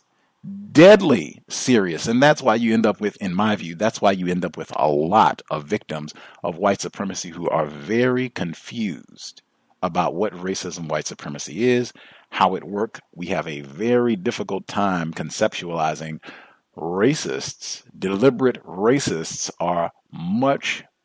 encompass much more than what is being presented. Just some quote unquote skinhead who's now reformed and doing well thanks to the good folks, Sank and the Young Turks. Continuing. Man, oh man. I could have done almost a whole program. I had to take notes. I forgot how much I had to talk about yoga. I'm going to have to put myself on the clock. So many things happened. Okay. We had class, yoga teacher training yesterday. Almost at the halfway point for teacher training. Got about another month to go. We have to do the adjustments section. What this means is, if you take a yoga class and you do these postures, one of the reasons that you go to a yoga studio as opposed to just doing these postures at home, which you could easily do, is you can get hands-on adjustments, or at minimum, you have an instructor there who can help you with alignment for some of the poses to make sure that you're doing them correctly. Sometimes they can, even if you are already doing the pose correctly, they can help you deepen the stretch or give you some additional add-ons so that you can, do more in your workout. So they show you for all of these postures, all of the different adjustments that you can do to help someone stretch deeper or whatever, the posture is. I could do a lot of talking about adjustments, going to a yoga class and adjustments as a Black person. I think people had asked about the Black female that I'm doing training with to have her on as well. I think the both of us could probably easily fill up 2 hours talking about being a Black person in a yoga class and adjustments. So in this period, this section took up all 3 hours of the class going over these adjustments. I wish I had, this is maybe one time where if this was a video program, this would be better, because then I could show you the images of what some of these adjustments look like so you could see, just talk about chilling. Man, I'm looking at these. Let me see if I can use my words to describe some of these poses. So if you can imagine you're prone on the ground, on your belly, and you're about to do like a back stretch. So you're going to lean like your chest up while your belly and, legs are on the ground. One of the adjustments is the instructor, that would be me in this case. So the person comes and they're like straddling you. They're standing over you where their feet would be about where your ribs are. So they're kind of at your torso, and they would be leaning down where their knees are pretty close to your shoulder and kind of giving you a very gentle pull back as you lift up to kind of help you deepen the stretch. Not all of the adjustments are this intimate. Some of them you can just, kind of gently pull a person's arm or shoulder or that sort of thing where it's not very invasive. But I mean, some of these, like, whoa, you would have another person seated almost on your lap. Literally. That's why I said I wish I had, the images so that you can see what I'm talking about. Like, yes, that's the adjustment. I looked at these and I was less interested in even participating in class because I was like, oh man, I am not interested in giving these adjustments to any of the whites in this class. And I mean, truth be told, I am not a very touchy person. Even if it was a whole lot of non-white people, I wouldn't exactly be excited. Like the cute Black female in my gorgeous, woo!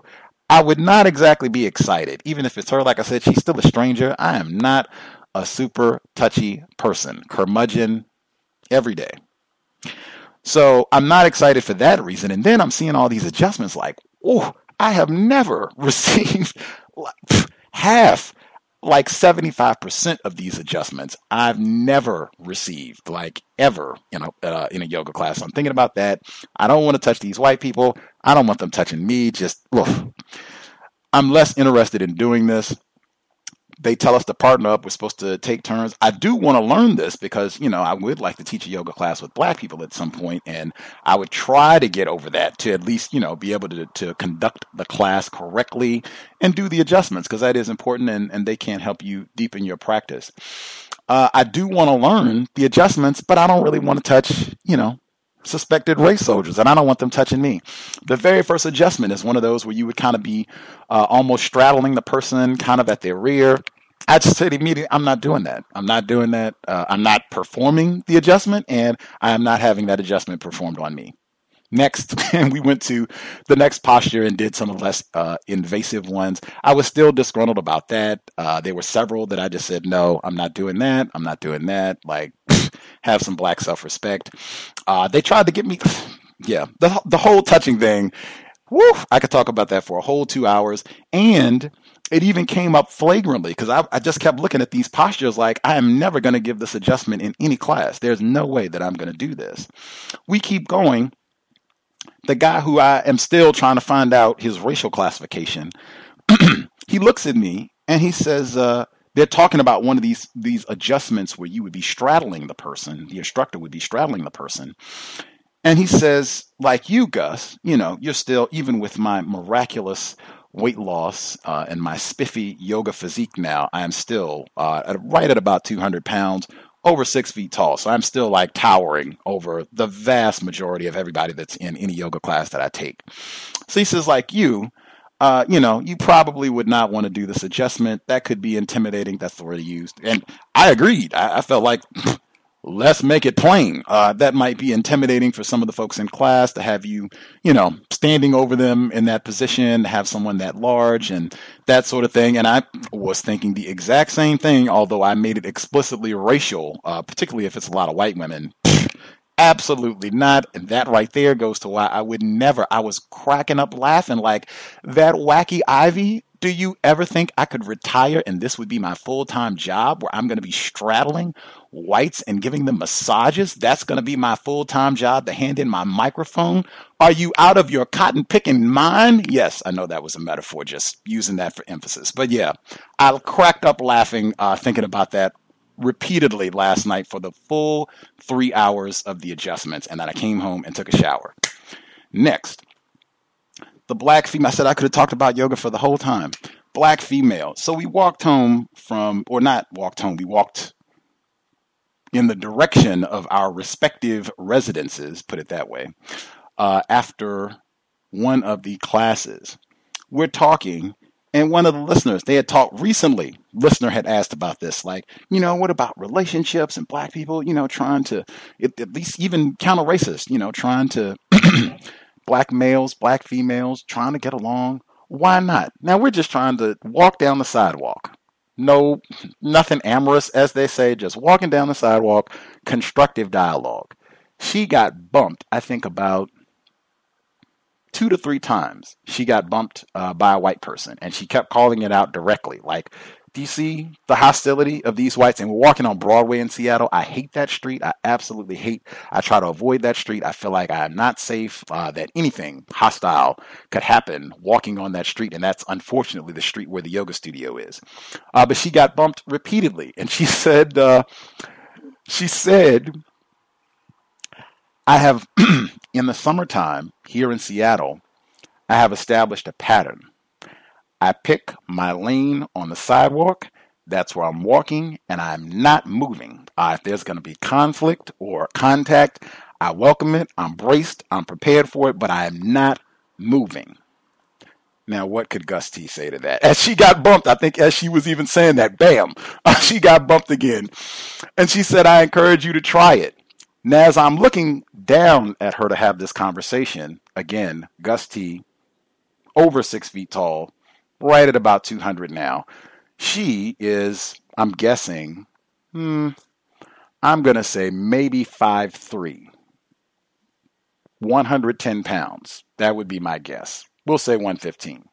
115, maybe 5'3". I was thinking, you going down the street with that attitude, I'm not going to move.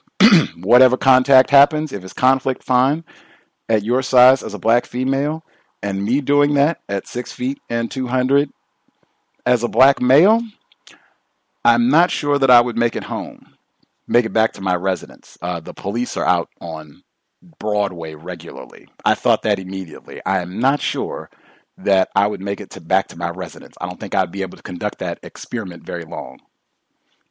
Listeners feel free to share. If we have any listeners who conduct that experiment where you do not move and just see what happens as you have contact with whites on the sidewalk, let me know. I got one more yoga story. Bear with me. So today I do 4 yoga classes today. Still got all my work done. My 3rd yoga class, white male instructor, suspected racist. They do what they call, they're called personal shares. That's what they are, where you're supposed to relate like the theme of the day's yoga practice to some aspect of your personal life. So it can be a story about something you learned, or if you took a trip, or anything, whatever you can think of. So, white man, he's given his personal story, and he said it changed. That was going to be the theme, change, to be mindful about how you change and transition in life, in your yoga practice, all of that. So he says his friend that he just, they went to school with, they grew up with, all this, he got a call, his friend died. Drug overdose. Uh-oh. I think Red in Nevada immediately. Uh-oh, drug overdose. He doesn't mention so-called opioids, but drug overdose. He keeps going. He says, yeah, that's my guy from back in the day. And, we did lots of drugs and, hung out. We did way more than exploring, and the whole room giggles. And he keeps going, yeah, we did all these drugs and, my life changed and doing, what I'm doing, blah, blah, blah. And, he's continued to do his thing, and now he's dead. And, it just really hit me really hard. And, this is happening. He said this has happened a bunch of times where lots of friends of ours have been lost to drugs. I thought, wow, that stood out to me. Now, I don't say I know tons and tons and tons of folks, and I don't say I've kept up with everyone, but I don't know tons of my black friends who have died from drugs. Now, you all can report on that as well. Maybe Gus T is just a prude, and misanthrope. Maybe I don't have enough friends, but I don't know very many of the black folks, family, friends, people I went to school with. I don't have racks and racks of them that, overdosed on whatever. That is not what I've seen with black people. But anyway, no one seemed off-put about this. They thought it was grand. Lots of hugs, kisses, grand sharing white man with a history of drug use. Next, the segment where they were talking about the LGBT adoption rights in California. I thought it was extremely significant that organization the name of the organization was Raise a Child. They did not give the spelling. You could spell Raise a Child, R-A-I-S-E, Raise a Child. You could spell that R-A-Z-E, Raise a Child. I've seen where whites do things like that regularly, where sometimes the spelling betrays what the actual intent of the motivations are, if that makes sense. I thought from that same segment as well, I thought it was so important when they asked about information, data on LGBT parents having these offspring.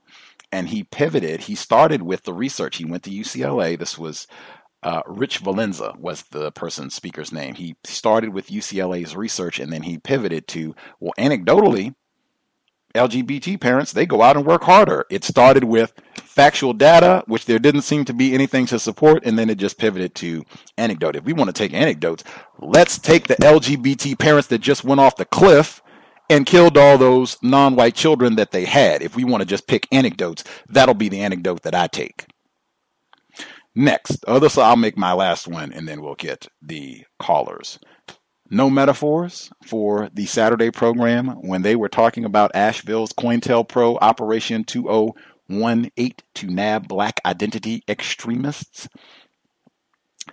They said the Asheville Police Department might have hit a bump in the road with regards to quote-unquote race relations and how they're dealing with their Negro problem in North Carolina. Shout to Mr. Scotty Reed. Bump in the road? What is that? Is that talking about replacing white supremacy with justice? A bump in the road? What are you even talking about? That's what I mean about being precise. I think we listened the vast majority of these reports. You had whites, a terrorist group of whites attacked a black male in a bar here in the States. They talked about Madiba in South Africa. All of these different reports of things happening. Police killing black people all over the world. Most of these reports didn't even mention the term racism. We got bump in the road and all these other metaphors and kooky terms. Precision with language is extremely important. Racists, they are masterful.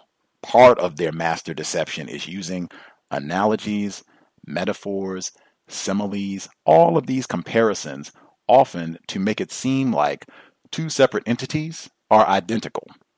Frequently, that's not the case at all. They are brilliant at doing this, at creating confusion with words.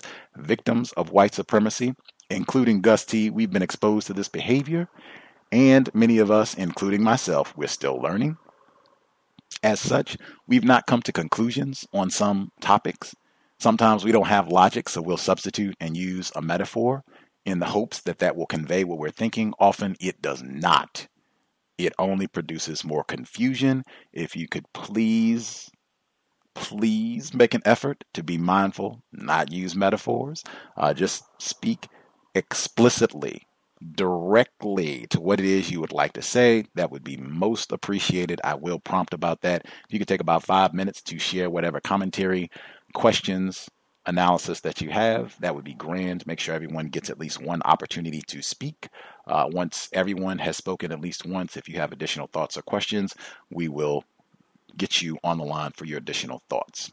With that, first few folks who dialed in with a hand up. Oh, if you know you are in a noisy environment, please use your mute button. Helps preserve the audio quality of the broadcast. Just helps so that people don't have to fight over a lot of background noise. If you could refrain from using speakerphone, that would be appreciated as well, because that adds frequently a lot of echoing.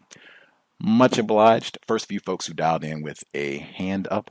Line should be open. Proceed.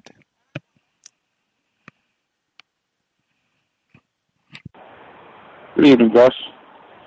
Thomas in New York. Greetings to everyone. Interesting clips you played this week. In my opinion, Trump did not increase the membership of hate groups. The Obama presidency did. If we recall, gun sales went to all-time highs under Obama, especially his first term. And under Trump, they're at all-time lows. The KKK member that decided to quit the Klan because, well, first he framed it like his white wife or white girlfriend was not a racist, but she's with him.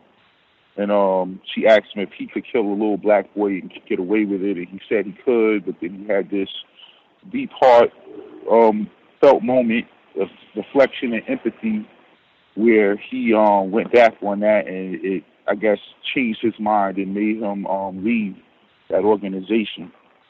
I just want to say that white deception equals black confusion.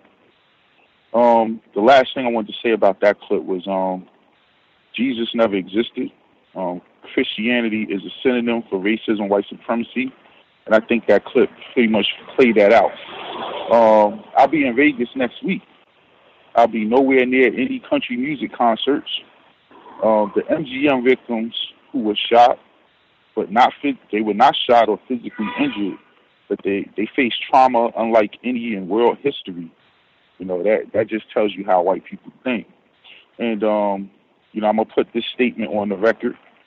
Under the system of white supremacy, the only people that can be victims are white people. LGBT families, seems to me like they're interested in adopting children that can't say no or stop or don't. I'm totally against them allowing LGBT families of any race to adopt children. It's not a normal type of environment for children to grow up in. And for them to pick children with mental illnesses or things of that nature, it just seems like they're taking children that won't be able to defend themselves. The France World Cup. Now, the white lie or the white theory that sports bring different races together and creates patriotism, I don't agree with that. When it's a team sport, it's harder to hide, like soccer. But individual sports like boxing proves that theory to be wrong. I mentioned this before on the show. McGregor and Mayweather's fight a year after Trump's Make America Great campaign, all that patriotism. 2 weeks to the day after Charlottesville, all that nationalism. Whites at the MGM Grand for an American fighter, or had on leprechauns, Irish flags. They none of them had on an American flag. None of them represented America that evening. They represented white, and the white fighter was an Irishman. I don't advocate violence, but Chicago has way too many gang shootings and so-called black-on-black murders to just march around and throw piss projectiles at police. I would like to see them take out some of that anger on the right people. Last thing, I think you kind of just touched on it, monitoring black activist groups. First thing is that's nothing new. COINTELPRO, I think that came out then, but that's all part of the BIE report. And I said this on the show a year ago, maybe longer, that in the future they'll make us urban terrorists, and I think they just choose the term black identity extremists instead. But in that report, gave police the ability, or the pretty much, the ability to go and look into these organizations because they're deeming them as people that want to attack police.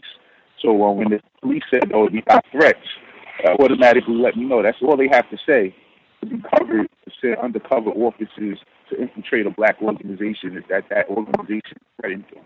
I'll mute my line. Thank you, Gus. Much obliged, Thomas in New York. Good to hear from you, sir. Other folks who dialed in with a hand up, if you have commentary, line should be open. Proceed.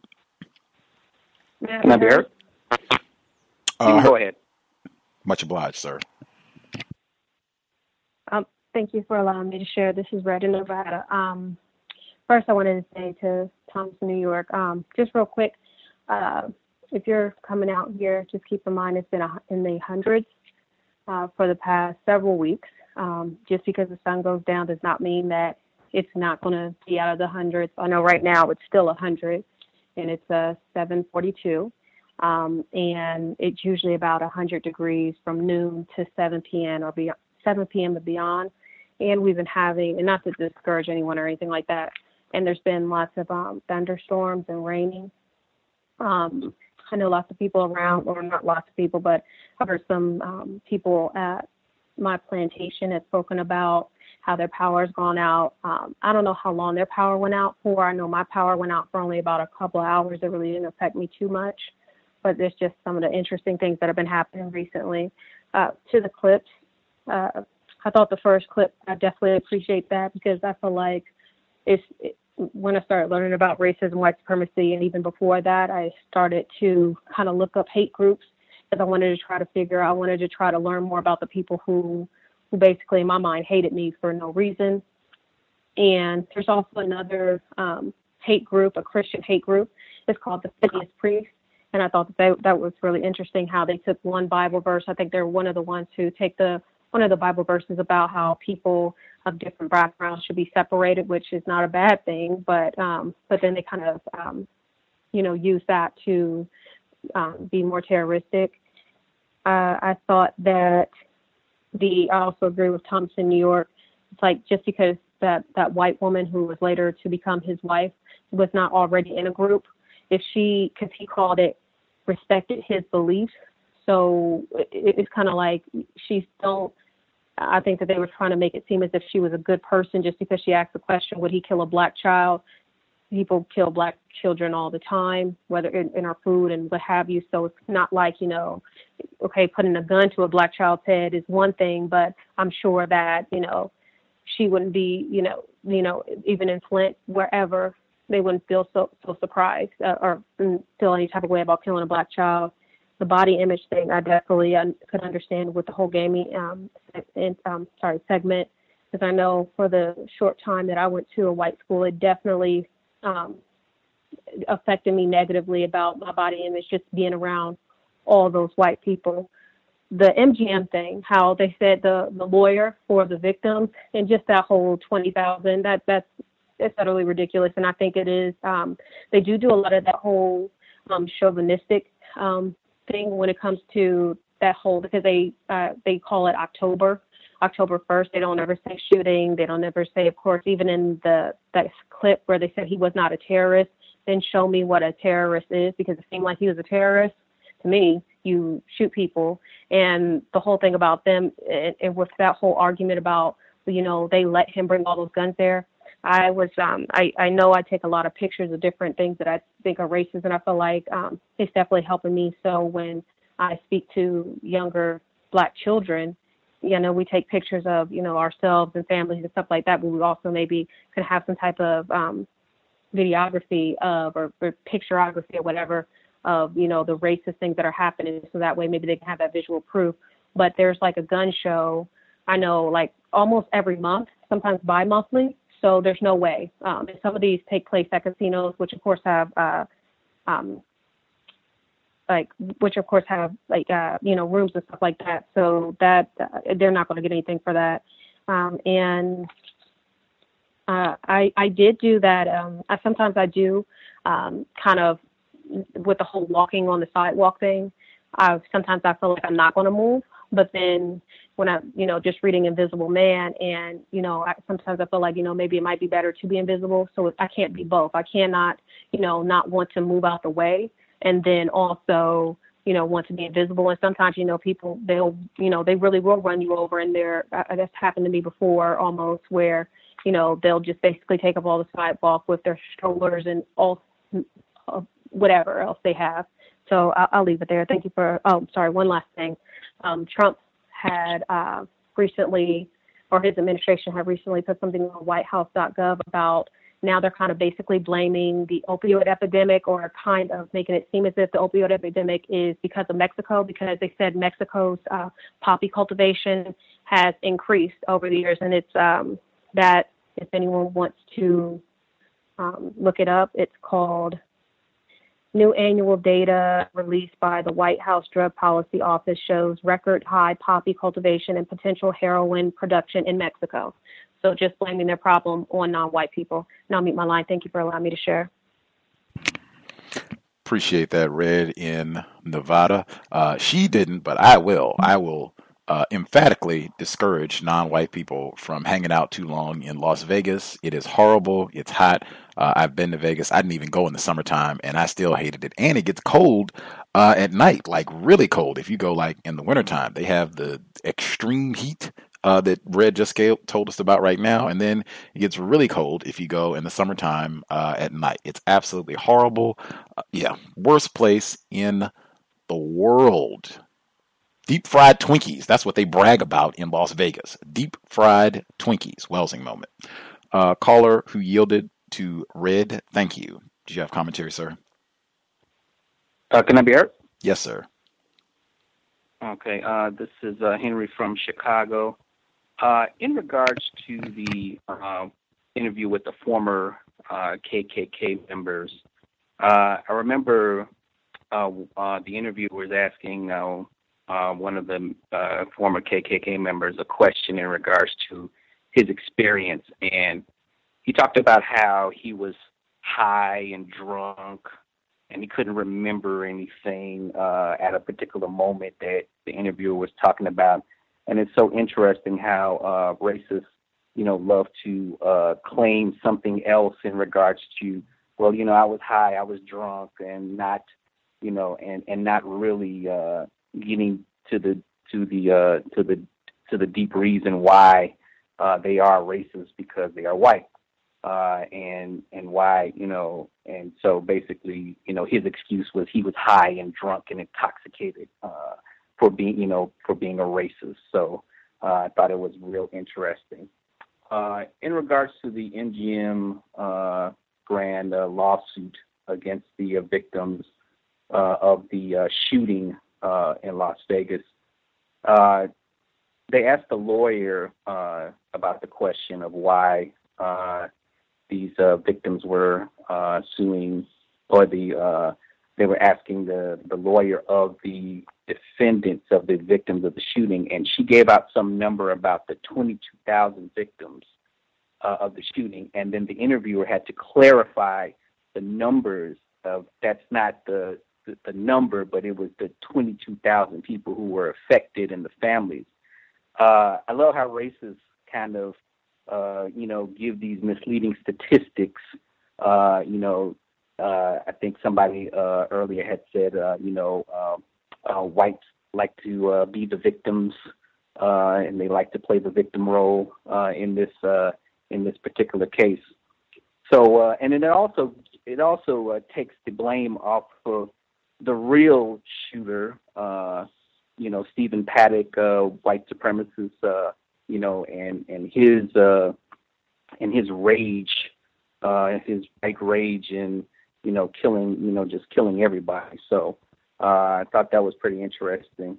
The Chicago, in regards to the Chicago police murder of a non-white black male, they released a video, and the video was basically 30 seconds, I believe, and very inconclusive. But all I saw was white female officer who basically just grabbed him, and basically all hell broke loose. Because if you saw the video, the non-white black male, and there was a black officer that was sitting there talking, and I believe he was about to give him his ID, and then the white female officer just ran up and just grabbed him, and then that's when everything kind of went crazy. But what was interesting was the comments on social media by honestly, non-white black people, victims of white supremacy, and VGQ, about how he deserved it, and the anti-black rhetoric that was going on, because he shouldn't have ran, or he shouldn't have did this, and he should just comply. Well, in the system of white supremacy, there have been many, black victims who have complied and still have been murdered and executed by the police. So I was very surprised of the anti-black behavior by non-white people. But like I said, VGQ, and they are also victims of white supremacy. That's it. I'll mute my line. Much obliged. That segment on Chicago, they started that segment and they had audio from the protest, and it sounded like there were some people playing drums, and they were chanting killer cops gotta go, that sort of thing. Victims guarantee qualified. They can, say what they want to say. I thought that was, if I'm being truthful, the word that came to mind, I thought that was really embarrassing. If enforcement officers, I just said, if I was on Broadway here and I chose that experiment I'm going to walk down the sidewalk, any whites that I bump into, hey, that's just what it is. I'm not moving. If I'm gunned down by enforcement officers for attempting that experiment, I would say it's really embarrassing that they were out playing drums about, killer cops who gunned down Gus T. Like, that is an embarrassing response, in my opinion. I am a victim. I have VGQ as well. And that's my thought on it. I did not see the video, and I was almost thinking of not playing that because the same way that I knew The Hate You Give, wretched book that we read, I knew how that was going to end. I know how this is going to end. The Alton Sterling, Philando Castile, insert name, Ayanna Stanley Jones. We know how this is going to end. This is what the system of white supremacy produces. I think this is a part of the terrorism campaign to just have blacks inundated with these images, victims of white supremacy inundated with these images. Other folks that we've not heard from at all, if you have commentary, lines should be open. Feel free.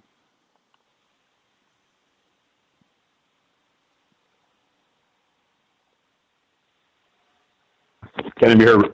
Excuse me. Can I be heard? Greetings, retired firefighter. Greetings, everyone. I just have two stories. I'm pretty sure some of you are aware of the incident that took place in Clearwater, Florida, I believe. and if you haven't, it is on. I guess YouTube or something like that.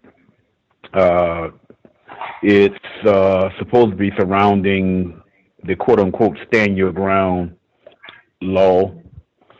From my understanding, white person shot to death a black male.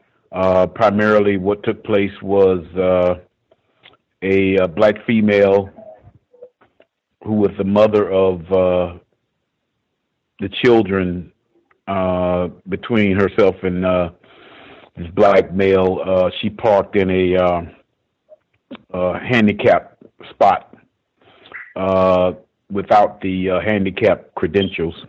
White male, not enforcement official, not officially anyway. Came out the store and basically you can see on tape where there was some sort of exchange between himself, meaning the white male, and the driver, which reportedly was the black female. The black male, who apparently was with the black female who was still in the car, he came walking down, I guess assuming out of the store, to where the dispute was going on, and without stopping, with both hands just shoved the white male to the ground. Without even getting up off the ground, the white male produced a firearm and shot him one time in the center mass torso area. According to the report, it was a mortal wound. He walked back where he came from, and according to the news report, he collapsed in front of his children. Did you report that, Gus? No, sir. First I've heard of it. Yeah, white male. Apparently, from what I heard from another source, that this white male frequent the store area, harassing non-white black people, and as we know, that all white people intermittently can become enforcement officials, whether they are officially with a badge or not. And that was a classic example of such terroristic behavior. I have had the unfortunate experience of my vehicle being involved into, now the number is up to 3 accidents. One, I take it because that is my offspring doing driving, but the other 2 times was getting hit in the back, and it's by white people whose primary language is Spanish. One, as we were, we meaning myself and my offspring, leaving the campus of Florida International University. That was about it was earlier this year, maybe about 2 months ago, 2 or 3 months ago. And the other incident took place about maybe 5 hours ago, en route to my mother's home to help take care of her, coming to a stop light, and bam, hit the back of the car. The reason why I mentioned it in this case it was a white female. It was a white female, and another reason why I mentioned it because I observed her almost immediately taking the position of the victim. I mean, almost immediately, without me even calling her. I'm still sitting in the car.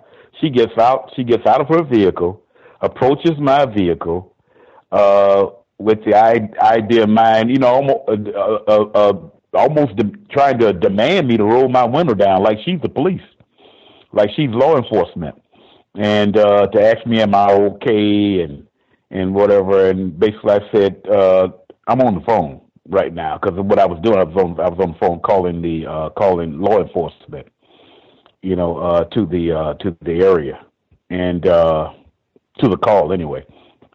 And in turn, she attempted about 2 or 3 times, and because I kept separating the distance. I didn't want any contact with her at all. There was no premise for her to have any contact with me physically or verbally, and I made it my business to maintain that. Law enforcement did show up. It was a non-white black male. It happened to be a non-white black male that grew up in the same area that I grew up in.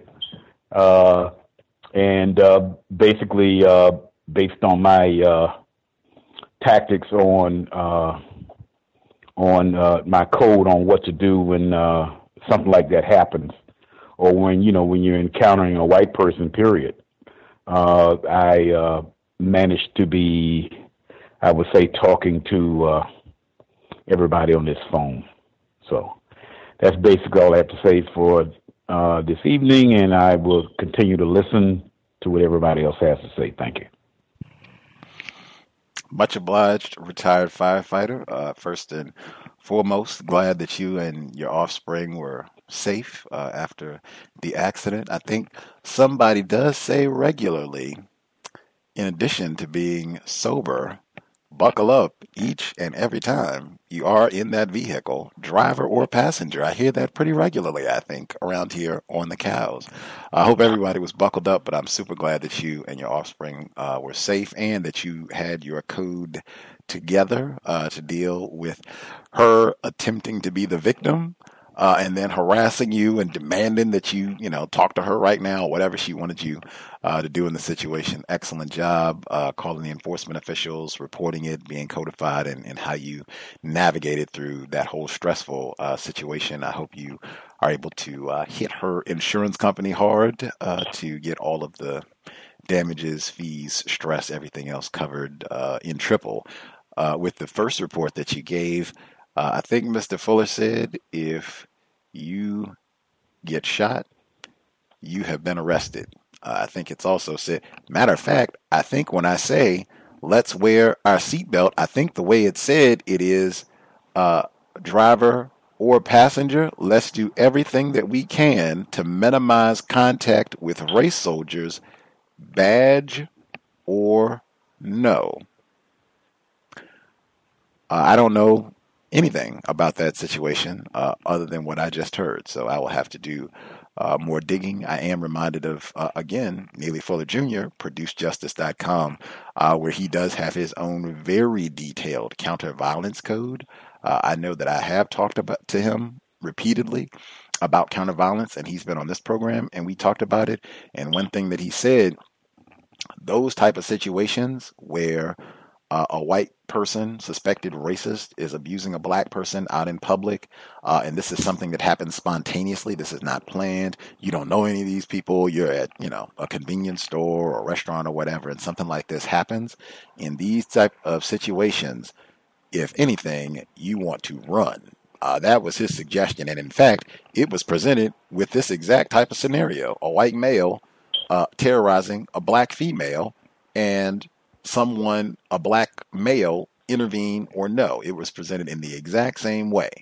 And people gave their thoughts about what to do, what not to do. And he said, you never know what could happen in those sort of situations. You don't know if that individual has 5 other individuals with them who are armed or who got bats and clubs or whatever the case is. You don't know if that individual white person is armed. You don't know if that's an undercover enforcement official. I think we heard about that in the clip as well. It's so many things that you have to consider in a system of white supremacy. His recommendation, if anything, was grab that black female and help her to leave the scene immediately. If you can get any identifying information, great. But if it even seems like it could be something where a white person could be heading towards violence, this is not something that you planned. This is not your, oh yeah, I set this up 5 months ago.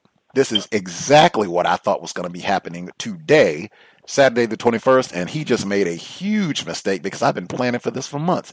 If that's not what it is, if anything, you grab her and see if you can get out of there quickly. If anything else, maybe you witness so that you can help. But I mean, and I think he even said, if you want to do that, if you want to intervene, no problem. Just make sure that you are prepared to kill, be killed, or both. I think that was the way that he said it specifically. And if you have not thought it out in advance that far, I'm willing to die today for this right now in the next 30 seconds.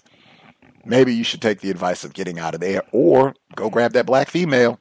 We are going to get out of here right now, and then we can call the enforcement officials or, whatever you want to do.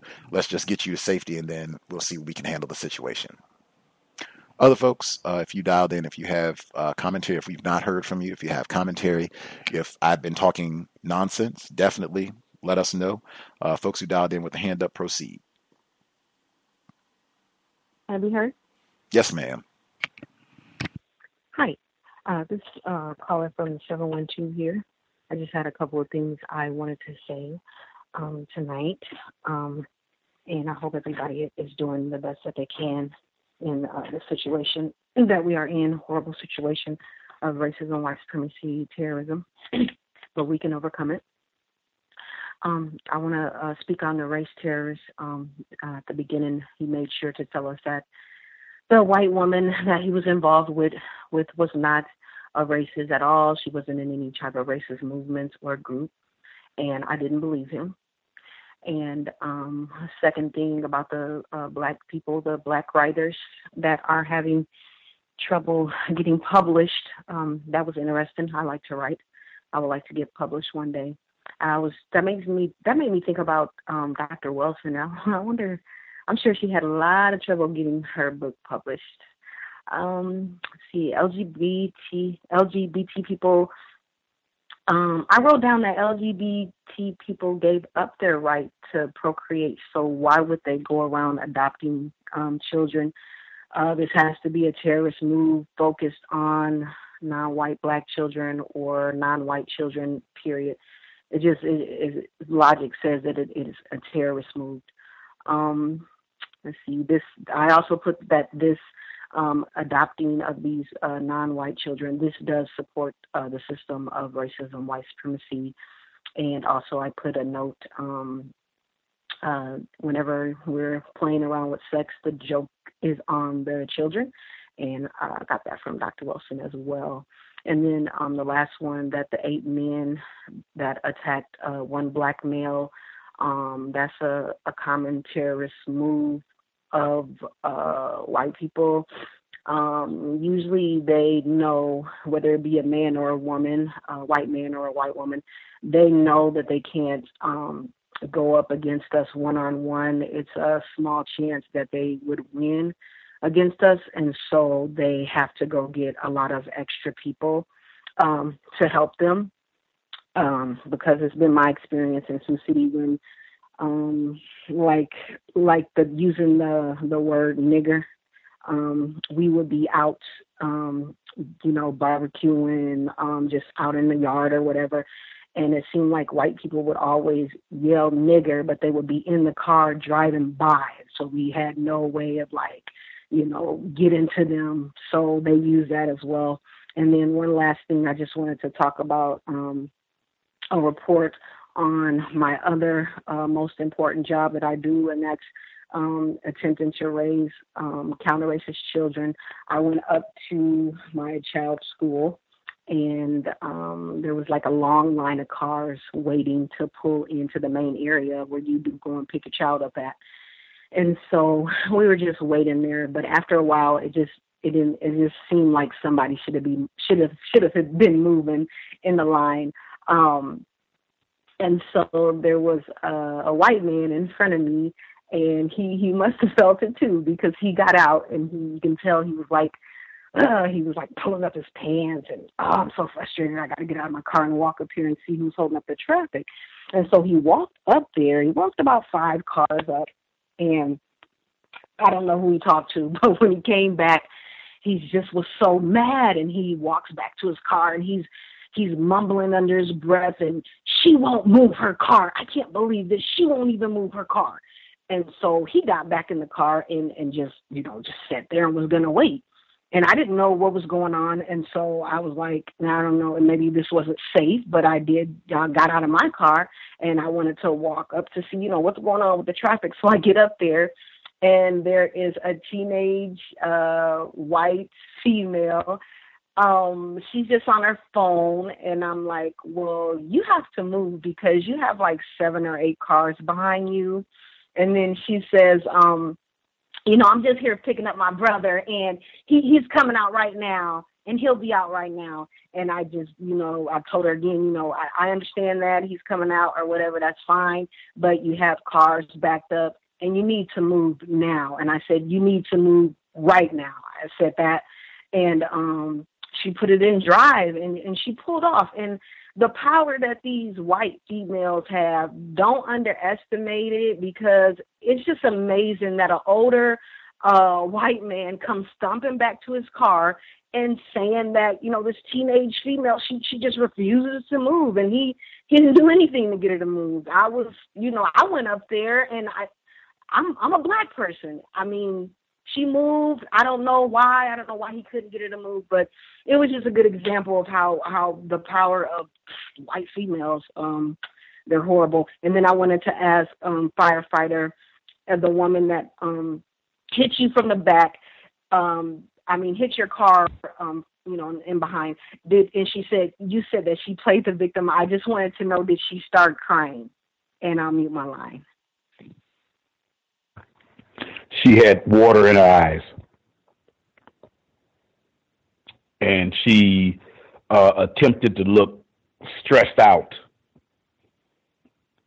And that's the first thought came to my mind is this look and behavior of distress. And I mean, it's just a situation where she more than likely, didn't really look inside of her vehicle, but more than likely she was tampering with some electronical equipment preceding her running into the back of me. She was charged with the accident, of course, but I was near stopping point because it was a red light, and the cars ahead of me were already stopped, and I was in the process of stopping. And most cases like that, it's because the person is not paying attention, and they're not paying attention these days. Why? Because you're playing with some sort of equipment. Hashtag weeping white women. Been encouraging that one for years, talking about that. Talk about the yoga class. Anyway, other folks that we've not heard from at all, if you have commentary, proceed.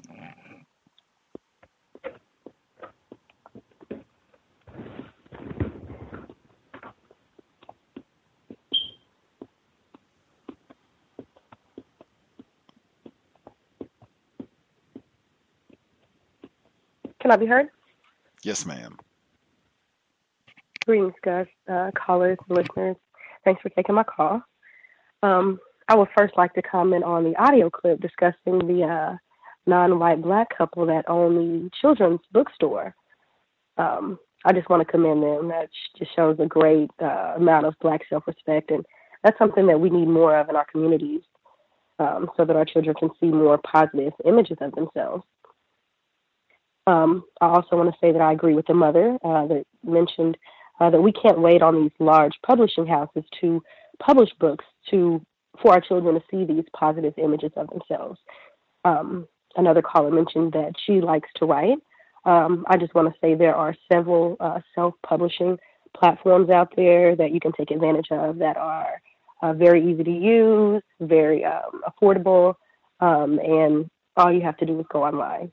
So that's something that we should all look into if we want to allow our children to become writers, or if we're going to write books for ourselves. Also, to comment on the hate crime that was committed against the non-white black male, I think he was at the bar. I was paying very close attention because, we have to pay attention to these words that these white supremacists use. And the department representative, I'm not sure who he was, if he was the chief or whoever, but he said, we haven't proven that it was a hate crime yet. And I thought, how interesting is that? Let that white supremacist had been any other race as they want to classify us, he would have been labeled a terrorist immediately. So I felt that was just another way of them skirting around calling him a terrorist, to be plain and simple. Last thing, I was recently reading an article that was done on a study that white supremacists are using this new term for children whom they allow to classify as their own gender. So they're allowing these children to classify whether they're boys or girls, no matter what their born sex was. And they call them babies until they've decided what it is that they want to be. And I thought that was so interesting because how can a child make that decision for themselves, one? And two, for you to create a whole nother category as they've been doing. I mean, we're all familiar with that. But to create a whole new category and to call them babies, I mean, that's just creating further confusion, which is only going to cause more problems in the future. Another thing that I thought that was interesting about this report is that it indicated that the majority of these parents and other adults that support this new term are, of course, LGBTQ, and another term that I recently learned about through reading this article was throuples. And I never heard of that, so I went and did some research on it, and it's basically three-party couples, whether it's two males and a female, two females and a male, which, again, creates further confusion. But the last thing I have to finish my comment with is for all of us to think about, these are the people that are adopting these children that they can't relate to culturally, personally, or even as complete and correct mother and father roles in the traditional sense to create that sense of normalcy that we need in society. And we can already see these effects playing out in this generation, in the younger generation. But I mean, if this continues to happen, man, I don't have any words. That concludes my comment. Thanks for taking my call, Gus. Yes, ma'am. Much obliged. For the publishing industry, Al Jazeera, they did a report within the last couple years where they were talking about racism, white supremacy, and certainly, of course, you have tons of non-white authors who have a difficult time getting published. But in this Al Jazeera segment, they said specifically the publishing industry, that is dominated by white women. When I say dominated, they put a number on it, and it was approaching something like 75% of the executives in the publishing industry who make a decision about which books are going to be published are white women. So this is a problem specifically, if we're talking about publishing and racism, white supremacy with regards to which books get out, now we are in the domain of racist woman. Other folks that we've not heard from at all. If you have commentary, proceed. Can I be heard? Yes, sir. Peace, Gus, and peace to all the listeners and all of the callers tonight. This is V from Central New York. I'm very happy to be with you tonight. I looked up and realized that time was Wow. It was elapsing pretty quickly, so I better call in because as I was last week, I am working and doing research tonight. First and foremost, very important, please everybody support this podcast with a financial contribution. I will be doing so in the next 24 hours. This is very, very important work, not only for us, but for our children and for our community. Gus did not pay me to say that. I am meaning this. And then last week I mentioned pedophilia, and I felt a little uneasy making somewhat of a connection between pedophilia and homosexuality, and I still feel a bit uneasy about that. But the Irritated Genie, he actually posted a TED Talk on his YouTube channel on pedophilia, which should be watched by every black parent, every black person really, but definitely every black parent. It speaks for itself. I cannot speak for it. It was disgusting, but definitely go and pursue that. On the clips, the NPR segments on publishing, particularly black authors having a problem getting published. I find so much of what NPR does disingenuous because many of the topics, especially when it relates to business that they speak on, those conditions, outside of being a direct result from racism, white supremacy, is a direct result from a economic war that was waged successfully against black businesses starting, it's always been going on, but when integration became the top priority for whites in the elite, they automatically went after black businesses to close them down so they wouldn't be direct competitors for many of the businesses that they owned. And the war on black media has been absolutely relentless.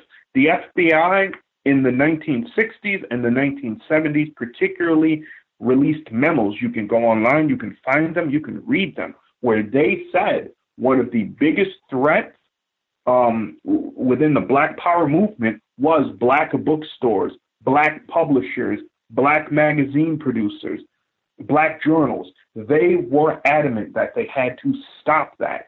And so 50 years hence, we are now seeing the result of that. And thank you, Gus, for making that point about white women being a driving force, which is a metaphor, I think, being very instrumental in the publishing company, the publishing business. It is not something that we talk about a lot, but yes, Huffington Post is a really good example of this, and the type of stories that are published over there. Secondly, anger in the black community. A lot of the confusion that is happening in South Africa, along with over here in the United States, is because of anger in the black community, and we have not figured out successful ways of channeling that energy, that anger, into constructive means. That is something that I think we as counter-racists, we need to really work hard at developing over the next 2 or 3 years. That'll stop a lot of the confusion and help to turn it into more constructive ways of dealing with racism. On Eric Gardner, please, if you haven't seen the video in a long time, go back and watch the video. Stop it before he actually is chokeholded. But the narrative that Eric Gardner was selling loose cigarettes is a lie. He even said it in the video that he did not have cigarettes on him, that they did not have any proof that he was selling cigarettes, and the only reason that he was out there at that moment when they killed him was because he was stopping a fight. Actually, I don't believe he said that. I believe the man who was was filming it, who is still locked up, if I'm not mistaken. But he said that Eric Gardner had actually stopped a fight. So that, I think, is interesting that we keep citing this false story that he was selling loose cigarettes. He said he was not. I'm inclined to believe him. And then finally, my racist, I don't know what the word is I'm looking for, but an event that happened surrounding racist in my building. I've had issues with this person before, but I can never prove it was them. I was washing my clothes last week, and I was washing my shoes. I took my clothes out of the washer, put them into the dryer, of course. When you do that and you start up a dryer, it's going to cause some noise. Well, I went back up to my apartment, came back down to throw out some garbage, and realized, wow, the dryer sounds a little bit less noisy. Didn't think anything of it, went back up, continued making dinner, washing dishes, went back down, grabbed my stuff, grabbed my clothes out of the dryer when they were done. The next day, went to get my shoes out of the laundry basket, and one of them was gone. I knew almost immediately that somebody had taken it, and I saw the person who I assumed took it. I didn't say anything to them, but I gave them a very stern look and would not speak to them. 2 days later, my dirty shoe, as if it had been in the trash, appeared in the laundry room on top of the dryer as if it had been there the whole time. Gus, thank you so much for the work that you are doing. Thank you to everybody who contributes. Again, please support the show. Have a great night. Peace. Wow. Context of white supremacy. I'm sorry you had your property trashed in that manner. That is system of white supremacy. That's what I mean in terms of that sort of mentality, taking a yoga class or any sort of environment where you have to be in the presence of whites and dealing with that sort of thing. And then to come back and smile and laugh like everything is fine, everything is jolly, having a pleasant old day on the plantation. Other folks that we've not heard from at all, if you have a hand up, proceed.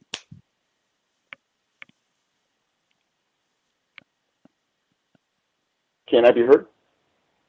Mr. Steele, yes, sir. Awesome. This is Ken Steele, and I'm reporting live from somewhere in northern lower Michigan. I'm visiting my family after having spent maybe 2 years not seeing any of them. So it's been a very welcome homecoming. I'm pleased to report that in my home, which is a Catholic household, there is no depictions of white Jesus that are currently posted, which is a welcome change that I'm noticing after not having been here for 2 years. In fact, the only depictions of Jesus that are in my parents' home now are depictions of a black Jesus. So that's something that I think has to be some sort of influence that I've had. My parents have been keeping track of my Facebook posts, so I think that they're slowly coming to a point of less confusion, and I think that's very welcoming. Now, regarding Eric Garner, it's very interesting. I had a conversation with a police officer from New York, I believe the state of New York. I don't know exactly what municipality that he's in charge of patrolling or doing whatever his duties are. But he goes by the name of Bob the Cop on this program that I was speaking on. And in the discussion that we had, not only did he falsely cite Eric Garner for selling loose cigarettes, but he also made mention that he and most officers do not regard the Constitution when carrying out their duties. I brought it up to him that, there were several things that appeared to have violated his constitutional right to life, and he just kind of scoffed at this. And I believe the phrase he used was Constitution Smonstitution. And then he quickly diverted to a line of reasoning that you hear very often when race soldiers are defending their actions that violate the rights of citizens. He mentioned that he wanted to come home safely and he wanted to just do his job.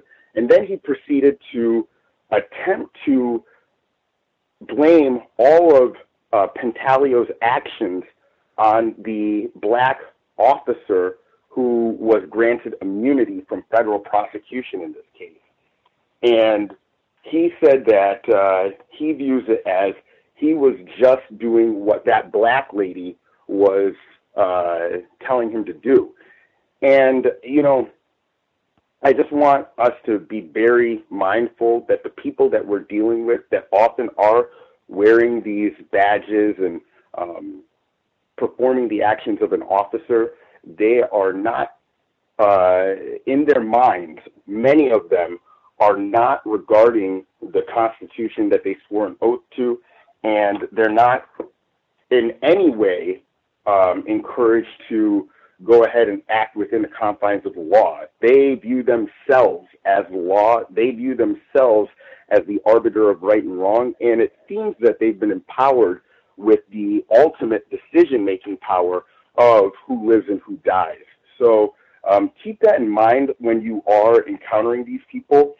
And along those same lines, anytime you see a race soldier, be they in a badge or not in a badge, and they're hurling racial slurs, I think at this point it's safe to regard that sort of behavior as a threat on your life.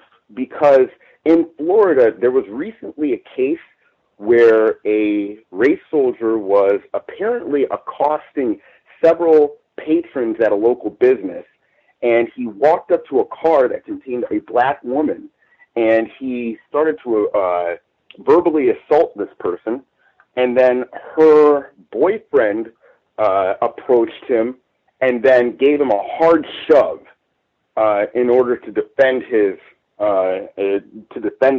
victim of racism. Gave this race soldier a hard shove, and immediately the race soldier reached for his pocket, pulled out a gun, and shot him square in the chest.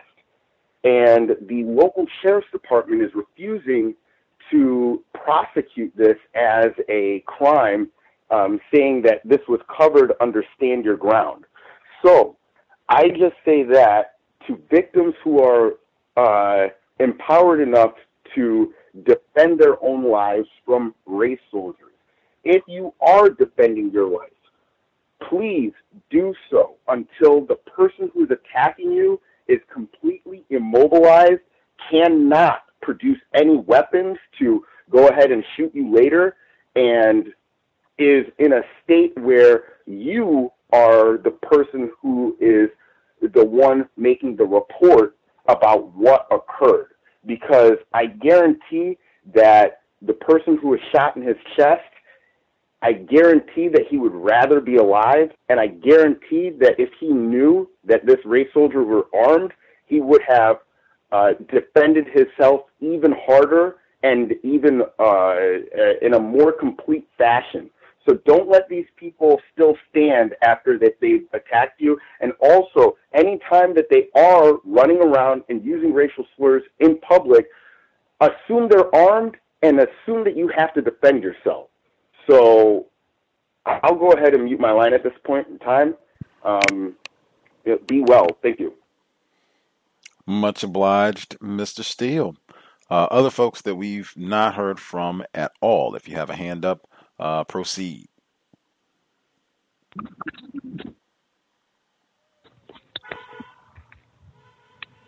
Can you hear us? Yes, ma'am. Greetings, Ivy.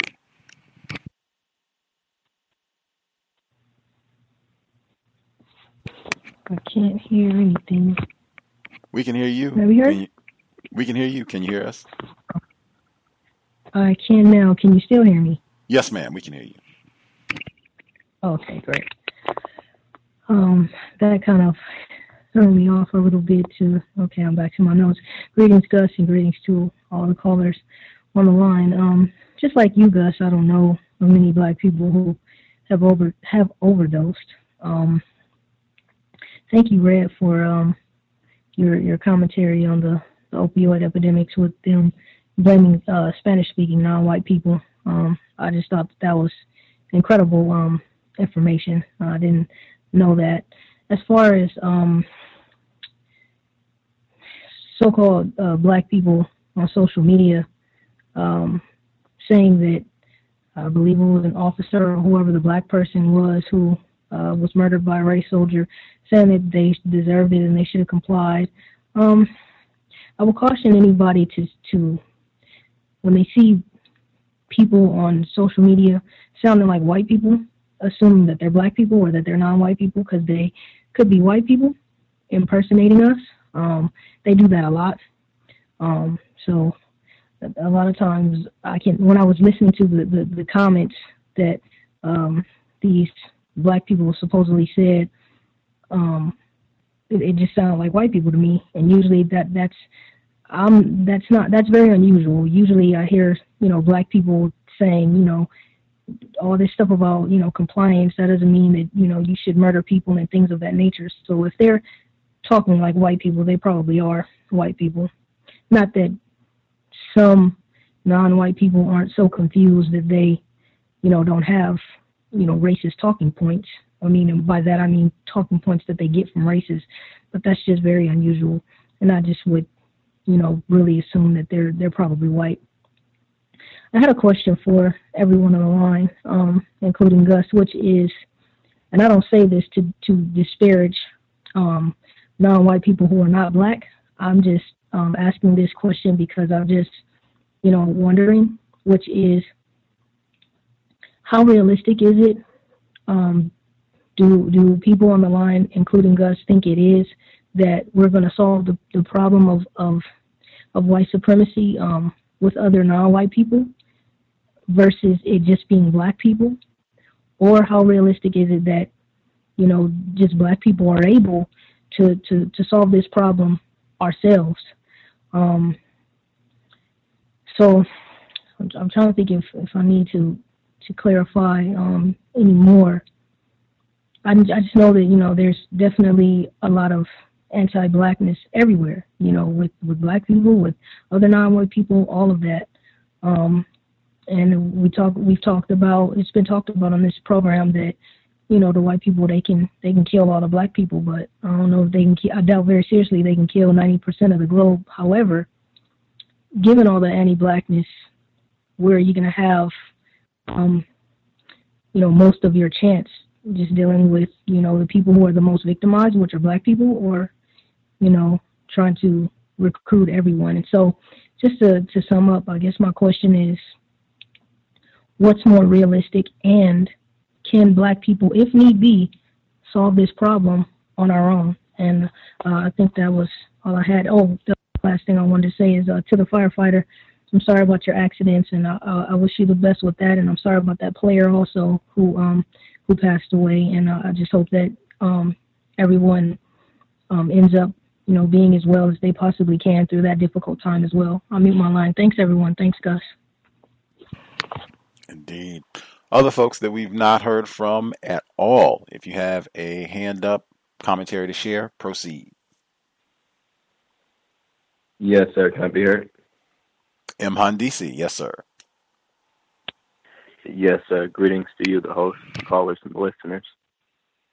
I also had a question as to whether the phrasing "fight white supremacy" is that a metaphor? Is that an idiom, or if that's how you say it? Is that does that actually make sense? Can you really fight a system? Can you fight any other system? So is it you're fighting white supremacy, or should we be more specific and say that we are fighting white people, but are we really fighting them? Or maybe we should be more specific that we're ending white supremacy and replacing it with justice. or what? But even what does that mean? I'm trying to figure out. Well, the first question is whether fight white supremacy, whether that is a metaphor or an idiom, and then the other is I don't really know how to say we need to end the system with my words. And then the last thing I wanted to say is I'm over here on the West Coast now. I'm traveling, and I don't know if it's possible to stop there in Seattle and say hi, or maybe do a yoga class or something. I don't know if you're open to that. I don't think that I'll be here by that time in August that you were saying. I think the 13th or something. Wow. Like now, it's oh man, we're not even halfway through training. Like I can't. We could take a class, but it would not be Gus teaching the class. That is need a bit more training for that. But I'm always down to do a yoga class. So you'd have to let me know what if you're hanging out here, what time it is, that sort of thing. But to come take the yoga class, absolutely. And for exactly what I just said, doing those adjustments yesterday, that is exactly why I said I would much rather balance this out and not just be here to teach this class to a lot of whites. So, Imhan DC, I think you did say you might not be in this area by a month from now or so when I do have to teach a class. But if you make it back out here, anybody else, you can come take the class. It's free. You can wear your counter-racist T-shirt, and that would be much obliged. To your first question, it sounded peculiar to me, the phrasing "fight white supremacy." I generally do not say "fight white supremacy." I'll say "replace white supremacy" or "counter racism." I generally do not say "fight white supremacy." It just sounded peculiar, even beyond that not being something that I don't think I say. I am not accustomed to hearing other people say "fight white supremacy." That being said, your question was, is that a metaphor? It would depend. I would have to hear the person explain, like if somebody was using that phrasing, I would have to hear them like explain what they meant. Like if they conceptualize white supremacy as being whites, individuals classified as whites, then yeah, I guess you could say that literally that's what we need to do, or however they explain what they mean when they say fight as well. I could see where that could be explained where it's not a metaphor. I could also see it being explained where it could be a metaphor. It would just depend on, the person saying that. What do they mean by fight? What do they mean by white supremacy? But it just sounds peculiar to me. It sounds like a phrase I do not think that I use. Might have used it once or twice in life, but it's certainly not what I regularly say, and also a phrase I'm not accustomed to hearing other people say. What was the other question? Well, fight white supremacy. I've heard fight racism, and maybe I just put white supremacy as a placeholder, but I've heard that. But the other question, I'm not sure. I think the other question was whether it would be okay if I went down to Seattle, since I'm over here on the West Coast, to take a class. Oh, I just said, yeah, I'm down to take awesome. Teaching would have to wait. You'd have to be patient for the teaching. But taking, sure, just let me know, and I'm always down to take a class. Teaching, everyone be patient, and that day is coming. Yes, sir. Thank you. For sure. Anybody else that we missed? I think it's August 19th. I have to look at the calendar, and I have to double check because I don't have a time. They have to, it's quite a ways away, relatively speaking. We have a lot of information to cover between now and then. I have to see if I can get through all of these despicable adjustments between now and then. But I think it's August 19th. I'll give the exact date and time for the class for folks who, if you want to come and help. That's, in my view, that is an act of counter-racism right there. If you want to call that fighting racism, I will agree. Just to keep me that way, I don't have to do all this touching with whites in the class. You can wear your counter-racist T-shirt. I would be much obliged. August 19th, you can come take the yoga class for free that I would be teaching. Did we miss anybody? Folks have a hand up that we've not heard from at all?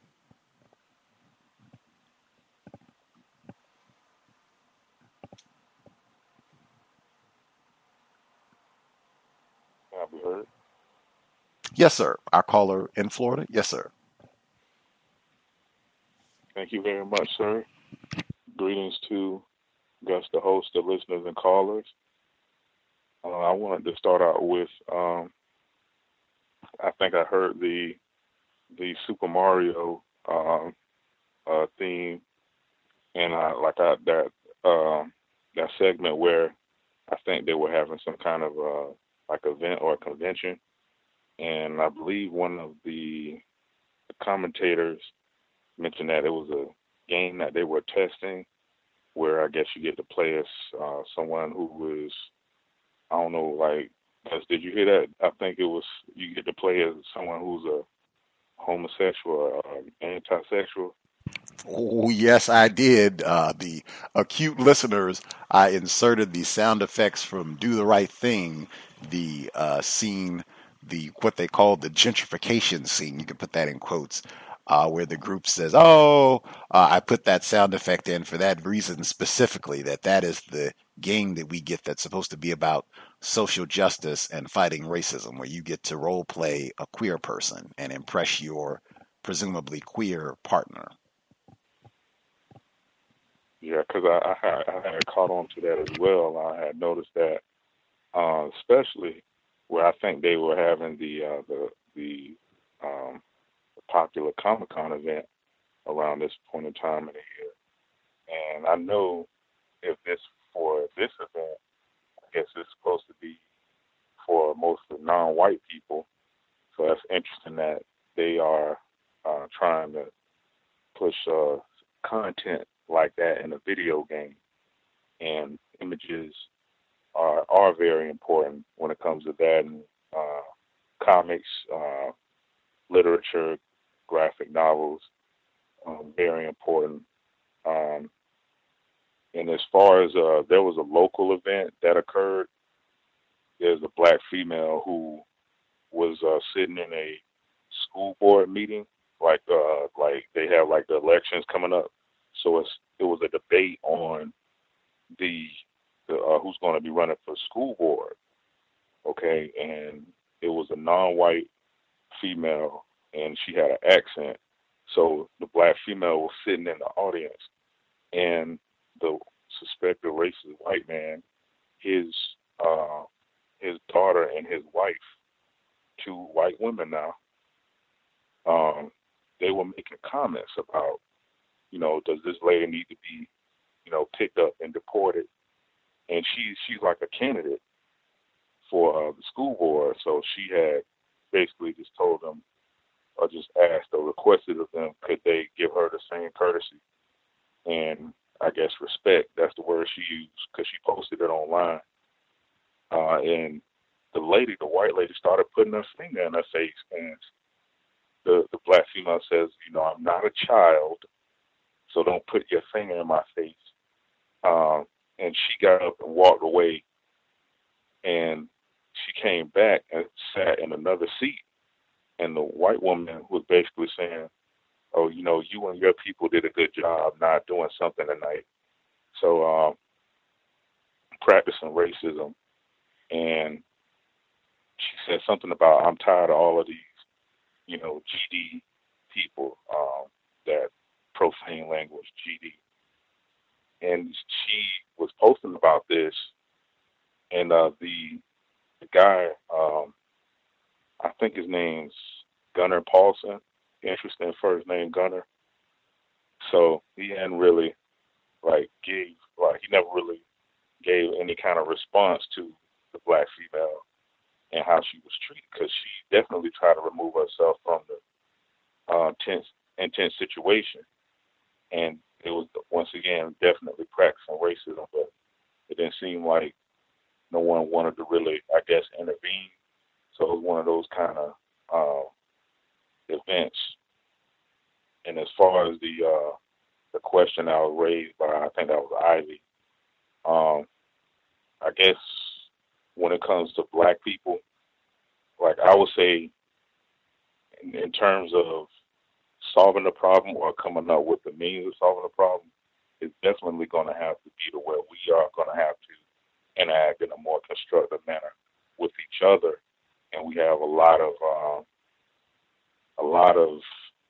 we can just start out and say like our own personal, I guess, flaws or deficiencies or issues that we have to work out with ourselves if we're going to inform other Black people correctly and more extensively other non-whites. And I don't really like to put that because I know Mr. Fuller and Dr. Wilson like to put that time stamp on it or a setting for time, like, hey, we can have this done in this amount of time, or we shouldn't make it seem like it's going to take this many years, in eternity or something like that. Not meaning to use any kind of metaphor, but making it seem like it's going to take a long amount of time. And that was my answer to that, and thanks for allowing me to share. Much obliged, caller in Florida. Did you hear about the Clearwater incident? We had a few folks, Mr. Steele and retired firefighter, discussed it. Did you hear about the Clearwater incident down in Florida, the shooting? I did remember hearing about it briefly. I think it was somebody on the ground or something, and I believe someone pulled a gun out and shot someone. Was that the story? Or yes, sir. I just trying to get back. Yeah. Oh, okay. Yeah, I just heard of it myself from retired firefighter. He mentioned it first. I just heard it this evening. Just was close to your area. Thought you might have heard a word or two about all that. Incidentally, even though this is my first time hearing about all of this, this sounds like the type of case that could become racial theater like the last time that this happened in Florida. I would not encourage people to track the case in the same manner. It's not saying that this Black male's life does not matter. It's not saying to not be informed about the case, but I think that they will frequently use incidents like this where they already know we're not going to prosecute this race soldier for this killing. They already know that this is what's going to be. And they'll drag this out for the next 12 months and have tons of programs and talk about it and show this person's baby pictures and wheel out their family or bring out family members to discuss the case in different angles. And then they'll show you the corpse and the video and all of this. And in my view, it really serves to annihilate Black mental health. That was the result. That's what happened in 2013. You can go back in the archives. People called in and were crying. I remember Black people that normally don't even talk about racism, were talking about how depressed and sad that they were watching all of that. I would highly discourage binge consuming details about this incident because they will just make this racial theater. Did we miss anybody? Any folks that we've not heard from at all?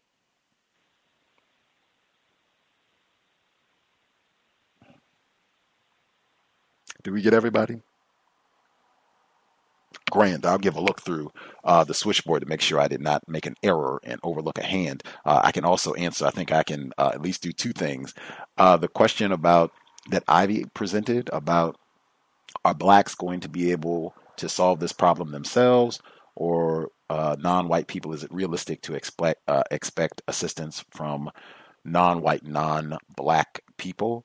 The context of white supremacy has received quite a bit of significant support from non-white, non-Black people. Support that, I could probably itemize specifically, like very concrete things that might even be substantial enough to say I would be curious to see if the cows would still be here if I had not received a substantial amount of help. We have a substantial number of listeners who are non-white, non-Black people, some people who've been listening for quite some time, even though they do not call in. That's one example. Other folks have commentary?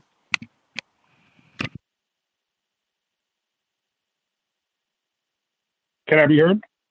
Yes, sir. This is V from New York. Very quickly, I have been listening to numerous Frances Cress Welsing videos over the last about 2 weeks. And I was first introduced to her actually through your show, Gus.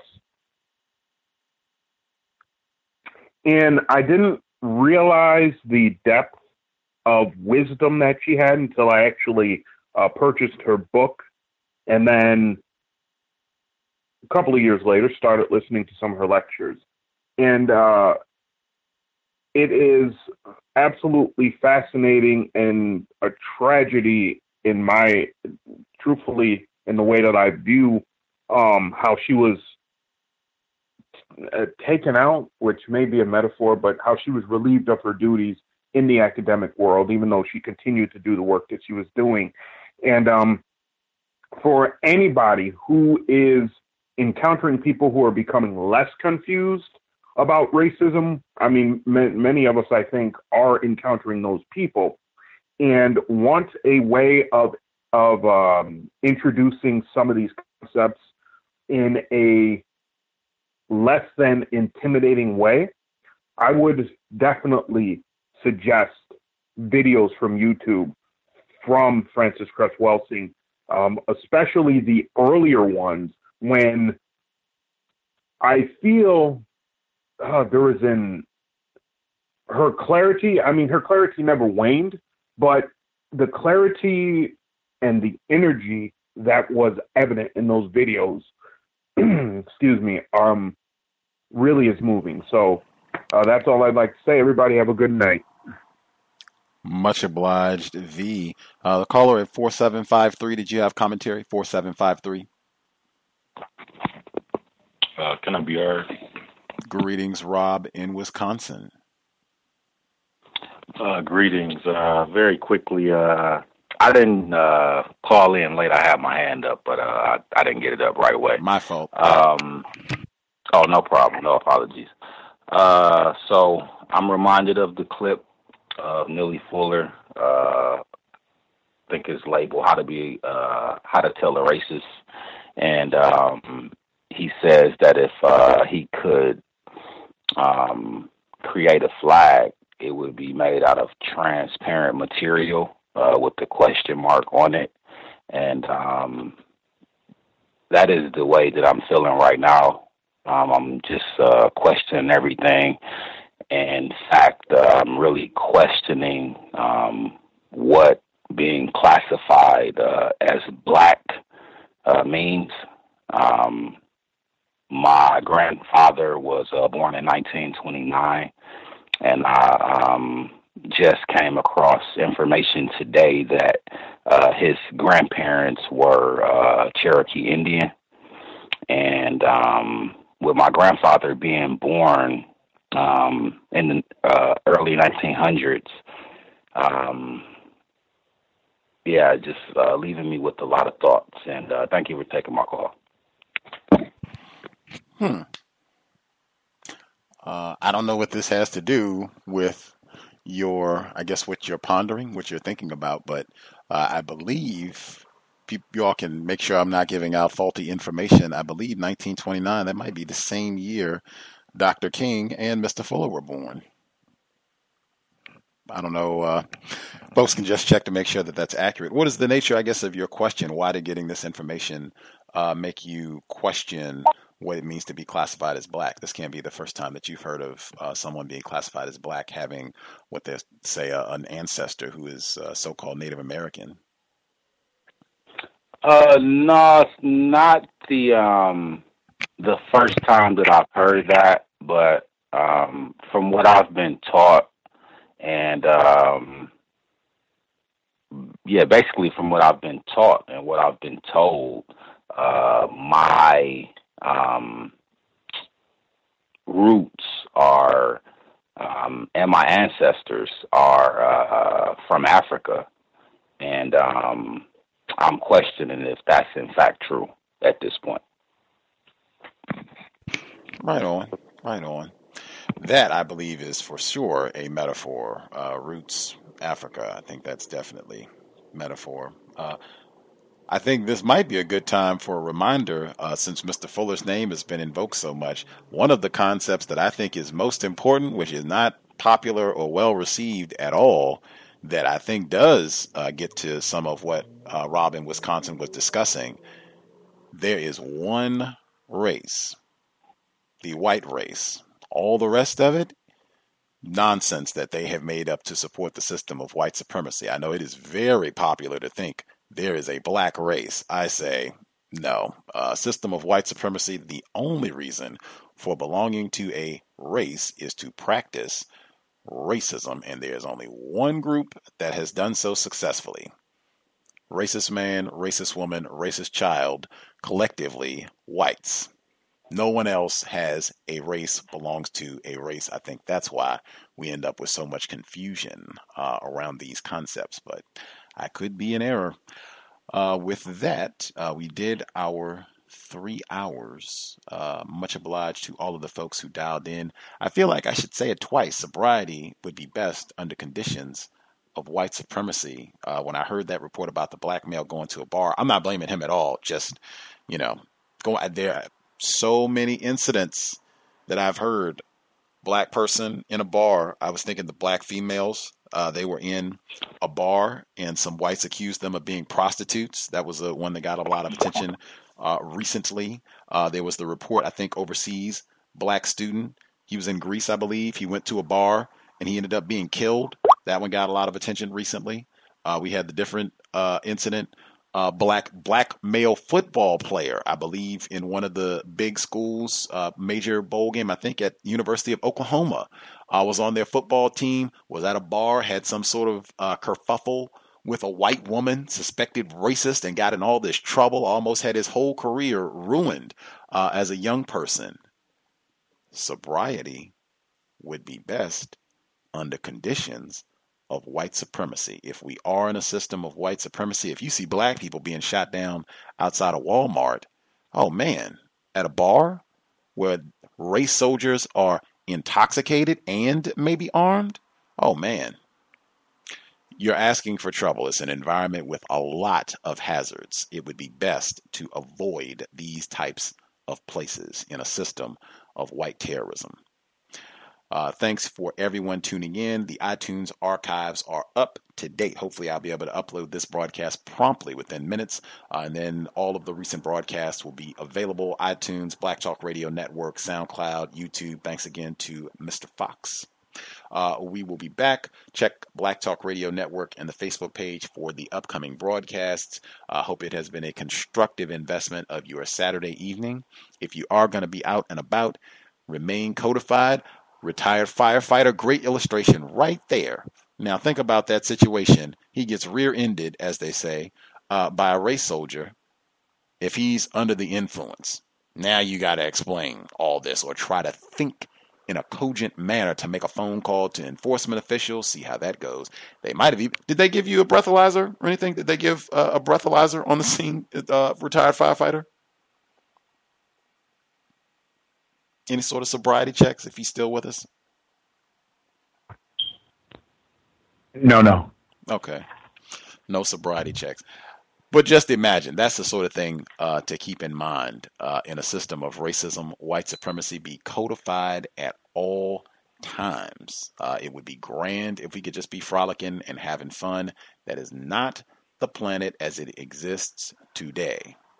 Sobriety would be best. Dr. Welsing certainly would encourage that. Let's take excellent care of our brain computers so that we can go about this business and solve this problem.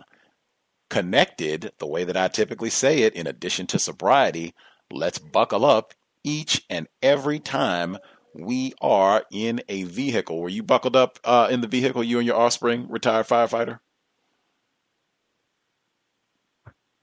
Yes, sir. As a firefighter, as long as I was, I've learned to do that because the seatbelts do save lives. Regular PSA, context of white supremacy. And in addition, seatbelt might help minimize contact with race soldiers. Both very constructive reasons to buckle up each and every time you are in a vehicle, passenger or driver. That said, Creator, we ask that you help us remain patient with other black people, victims of white supremacy. We ask that you help us remain patient with ourselves. Remind us to demonstrate the highest levels of black self-respect at all times, in all places, each and every time we are in contact with another black person. It has been time. Replace white supremacy with justice immediately. Cow signing out. Thanks all for tuning in. Nigga, you so brainwashed. I'm a victim, brother. Problem. You're a victim.